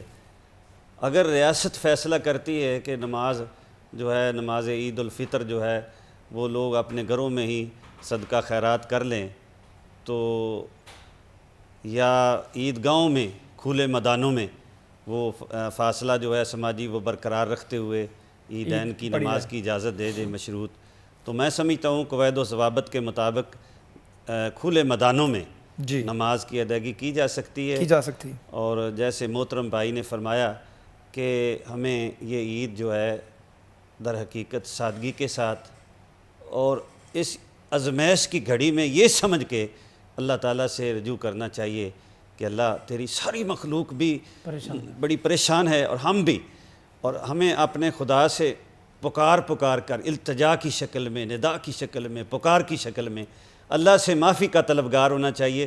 اسی میں ہمارا جو آنے والا مستقبل ہے، آنے والا جو حالات ہیں ان کو ہم اچھا بنا سکتے ہیں، کل کو خوبصورت بنا سکتے ہیں، صرف اللہ کی رحمت سے، اللہ کی رحمت سے۔ اس پہ بات کرنا چاہوں گا، یہ ہمارے پاس موقع ہے کہ اللہ تعالیٰ نے ہمیں موقع دیا ہے کہ مانگ لو جو مانگنا ہے تمہیں عطا کر دوں گا میں۔ اب عید آ رہی ہے، ہم کیوں باہر نکل کے جو ہے وہ یہ ظاہر کرنا چاہ رہے ہیں کہ ہم جو ہیں ہمیں کچھ نہیں ہونے والا، ہم مسلمان قوم ہیں تو ایسا کچھ نہیں، یہ کچھ نہیں۔ اللہ تعالیٰ نے اگر وہ وبا دی ہے پوری دنیا کے لیے دی ہے، اور اللہ تعالیٰ ہی اس کے اوپر قادر ہے، وہ علی کل شیء قدیر، وہ قادر ہے، وہ اس کو ختم کر سکتا ہے۔ تو اللہ تعالیٰ سے کیوں نہ ہم اس کے آگے گڑ گڑا کر دعا کریں کہ یا اللہ اس مسئلے کو ختم کر دے، اور اس عید کو ہم ایک اپورچونٹی سمجھیں اپنے لیے کہ اپنے سے جو کم تر ہیں، ہم سے جو نیچے ہیں، اس کی مدد کریں، عید سادگی سے گزاریں۔ کیا کہیں گے اس پر؟ جی یقیناً سمجھنا چاہیے کہ یہ ایک طبی مسئلہ ہے، بہت بڑا مسئلہ ہے، وبا ہے جس کا تعلق جسم و جسمانیات کے ساتھ ہے، اور یہ خداوند عالم نے یہ جہان بنائے مادی اسباب کے تحت۔ یہاں یہ جو وبا آئی ہے، بیماری ہے، وہ ہر ایک کو لگتی ہے اور دیکھ رہے ہیں، سب نظروں کے سامنے ہیں۔ تو جس طرح اطباء ڈاکٹرز نے SOPs بنائی ہیں، یقیناً احتیاط کرنی چاہیے، ان پر عمل کرنا چاہیے۔ ہاں اس سے بڑھ کر ہم مسلمان ہیں، ہمیں اللہ کے حضور وہ گڑ گڑا کے دعائیں مانگیں، اور اس سے بڑھ کر اب آخری دن چل رہے ہیں ماہ رمضان المبارک کے، آخری عشرہ ہے، اس کے اندر شب قدر بھی ہے، تو اہتمام کے ساتھ زیادہ سے زیادہ اللہ کے حضور سجدہ ریز ہوں اور اس سے اپنے گناہوں کی مغفرت طلب کریں۔ اس وبا کو یقیناً وہ ذات دور کر سکتی ہے، اور یہ بھی خیال رکھیں ایثار کا مظاہرہ کرنا ہوگا عید پہ، عید پہ زیادہ سے زیادہ ایثار کریں، قربانی، کیونکہ اس سے بہت لوگ افیکٹڈ ہیں، اپنی آسائشوں کی قربانی کریں، اپنے کھانے پینے کی قربانی کریں، لوگوں کا خیال رکھیں۔ ندیم بھائی اس میں یہ بتائیے گا کہ جو اس وقت ہم نے دیکھا ہے کہ تاجروں کی جو پوزیشن ہے، بڑا انہوں نے ہیلپ کی ہے لوگوں کی، بڑا بڑے پیمانے پر لوگوں کے گھروں پہ راشن پہنچایا ہے، کیا کہیں گے اس پر، یہ جو ہیلپ کی جا رہی ہے لوگوں کی؟ دیکھیں شیراز بھائی، یہ تو ہمارا ایک دین کا حصہ ہے، اور ہمارے فیصل آباد کی اسپیشل یہ پہچان ہے کہ تمام تاجر جتنے بھی ماشاءاللہ کسی نہ کسی اسٹیج پہ ہیں، وہ اپنے حساب سے بہت زیادہ خیراتی ادارے چلا رہے ہیں، خیرات کر رہے ہیں، اور اللہ تعالیٰ نے اسی طرح نظام یہ چیزیں بنائی ہوئی ہیں کہ کوئی نہ کوئی کسی، جس طرح مختلف NGOs ہیں، مختلف ادارے ہیں، وہ لوگوں کی ہیلپ کر رہے ہیں۔ تو یقیناً فیصل آباد اس میں ماشاءاللہ بہت آگے ہے، اور ہمیشہ یہ انہوں نے اس طرح کے کبھی کوئی زلزلہ آ جائے، کوئی آفت آ جائے، اپنا ایک علیحدہ مقام بنایا اس دفعہ تو تاجروں نے پروف کر دیا کہ وہ واقعی میں انسانیت کا دکھ رکھتے ہیں اپنے دل میں۔ سیلانی ویلفیئر ٹرسٹ نے، اس کے ساتھ ساتھ دیگر جو ٹرسٹ ہیں، اس کے علاوہ انڈیویجولز نے بڑے جو ہے وہ مدد کی ہے، تو اس پہ میرے خیال میں یہ قابل ستائش بات ہے۔ بالکل جی، ان لوگوں کو بالکل ہمیں اپریشیٹ کرنا چاہیے جو بھی انسانیت کی خدمت کر رہا ہے کسی شکل میں، چاہے وہ مال کی شکل میں، ٹائم کی شکل میں، یا کسی طرح بھی انسانیت کی خدمت کی جا رہی ہے، اور یہ وہ وقت ہے، یہ وقت کی ضرورت بھی ہے کہ ہم دوسروں کا احساس کریں، اپنے سے نیچے جو لوگ ہیں ان کا احساس کریں، خود کم کھا لیں، گزارا کر لیں، لیکن ان کا بھی خیال رکھا جائے۔ تو عید بھی ہمیں اسی طریقے سے گزارنی ہے۔ ایک چھوٹا سا وقفہ ہے، وقفے کے بعد دوبارہ حاضر ہوں گے، ہمارے ساتھ رہیے گا۔ رمضان مہربان،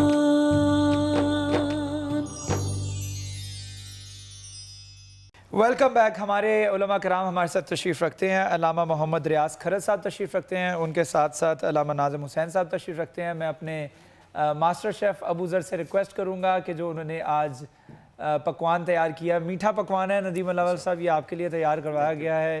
افطاری کا وقت بھی قریب ہوتا چلا جا رہا ہے, بھوک بھی بڑھتی چلی جا رہی ہے, اور ندیم اللہ والا صاحب مجھے دیکھ کے مسکرا رہے ہیں, لگتا ہے آپ کو بھی بھوک لگ رہی ہے بہت زیادہ. بالکل آخری ٹائم ہے روزے کا, تو آپ کو پتہ ہے کہ اس ٹائم تو تقریباً بلڈ پریشر لو ہوا ہوتا ہے, تو تقریباً روزہ لگا ہوتا ہے سب کا. لیکن اس دفعہ کا رمضان موسم کے اعتبار سے بھی اچھا رہا ہے, بہت اچھا رہا. مئی میں ویسے اپریل مارچ میں جو ہے وہ گرمی آ جاتی ہے, لیکن اس دفعہ مئی کا اینڈ ہو رہا ہے, لیکن اس کے باوجود جو ہے وہ موسم بہت اچھا ہے. ٹیمپریچر آپ دیکھیں 35 34 تک ابھی تک ہے, اور ماشاءاللہ جب بھی کوئی گرمی پڑتی ہے ساتھ ہی 2-3 دن بعد بارش آ جاتی ہے. یہ اللہ کی خاص بلیسنگ ہے ہماری. یہ کرم اس وجہ سے بھی ہے کیونکہ جو کرونا وائرس کی وجہ سے لوگ گھروں میں رہے ہیں, اس کی وجہ سے ماحولیات آلودگی جو ہے وہ بڑی کم ہوئی ہے. بالکل صحیح بات ہے. گاڑیوں کے دھواں, ٹریفک, بسوں کے اندر رش, جو ٹرانسپورٹ بند ہوئی, اس کی وجہ سے اس کے اثرات ہمیں مثبت نظر آ رہے ہیں موسم کے. اس میں ہم نے ایئر کوالٹی انڈیکس دیکھا ہے, اس کا احوال جو تھا اتنا برا تھا کہ پاکستان میں جو فیصل آباد ہے وہ پولیوٹڈ ترین شہروں میں شامل تھا, جو آلودہ ترین شہر تھا. اب اس کا انوائرمنٹ ایسا ہو گیا کہ ہمارے ہر 4-5 دن بعد جو ہلکی ہلکی بارش ہوتی ہے, اور رات کے وقت سحری کے وقت ہم دیکھتے ہیں کہ ہلکی ہلکی فوار ہو رہی ہے. یہ اللہ تعالیٰ کا ایک کرم ہے. تو یہ کہا جا سکتا ہے اس پینڈیمک کا جو ہے وہ مثبت پہلوؤں میں سے جو ہم ڈسکس کر رہے تھے ان میں سے ایک پہلو یہ بھی ہے. اس میں دیکھیں اس میں دیکھیں ابھی پوری دنیا میں سمجھ لیں کہ پوری دنیا کرفیو کی حالت میں ہے. بالکل. اور پوری دنیا میں ایک وقت میں اس طرح یہ کرفیو کی حالت کبھی بھی نہیں ہو سکتی تھی, اور پوری دنیا میں اس پہ بڑا سختی سے اپنے لوگوں کو اندر اپنے گھروں تک محدود رکھا ہے. اور ہمارا ملک اس طرح کا نہیں ہے کہ ہم گھر بیٹھے ان کو سیلری دے سکیں یا اتنا سروائیول کر سکیں. وہ تو بہت امریکہ جیسے ملک ہیں وہ تو سروائیول کر سکتے ہیں. میں گورنمنٹ سے اپیل کرنا چاہوں گا, یہ کرونا ہمارا کوئی الائی نہیں ہے گورنمنٹ کی, اس کے ساتھ کوئی ڈیل نہیں ہے کہ بھئی انہوں نے 4 دن کرونا نے ہمیں کچھ کہنا نہیں ہے. پیر منگل بدھ جمعرات ہمیں کام کرنا ہے, اور جمعہ ہفتہ اتوار کرونا نے ہمیں کچھ نہیں کہنا. یا صبح 9 بجے سے لے کے 5 بجے تک کرونا سویا ہوگا اور ہم نے کام کرنا ہے.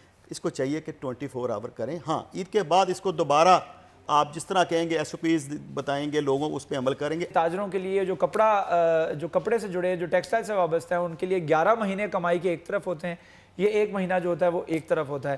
عید سر پر ہے, اگر دکانیں کھل جائیں اور عید تک یہ اجازت دی جائے کہ تاجر جو ہیں وہ 24 گھنٹے اپنی دکانیں کھولیے, تو پھر وہ ایک اچھی کمائی کر سکتے ہیں, تاکہ ان کے جو لاس ہوا ہے, جو پچھلے 2 مہینے لاس ہوا ہے, اس کو ریکور کیا جا سکے. تو ہم امید کرتے ہیں گورنمنٹ جو بھی فیصلہ کرے گی وہ اس میں وزڈم بھی شامل ہوگا, اس میں حکمت بھی شامل ہوگی, اور اس میں تمام سٹیک ہولڈرز کی رائے بھی شامل ہوگی. میں اجازت چاہوں گا اپنے علماء کرام سے, ندیم اللہ والا صاحب سے جو کہ سابق سینئر وائس پریزیڈنٹ ہیں فیصل آباد چیمبر آف کامرس انڈسٹری کے. بہت شکریہ ہمیں جوائن کرنے کے لیے. اس کے ساتھ ساتھ اپنے ہوسٹ شیراز بٹ کو بھی اجازت دیجیے. کل ملاقات ہوگی. اللہ حافظ. رمضان مہربان.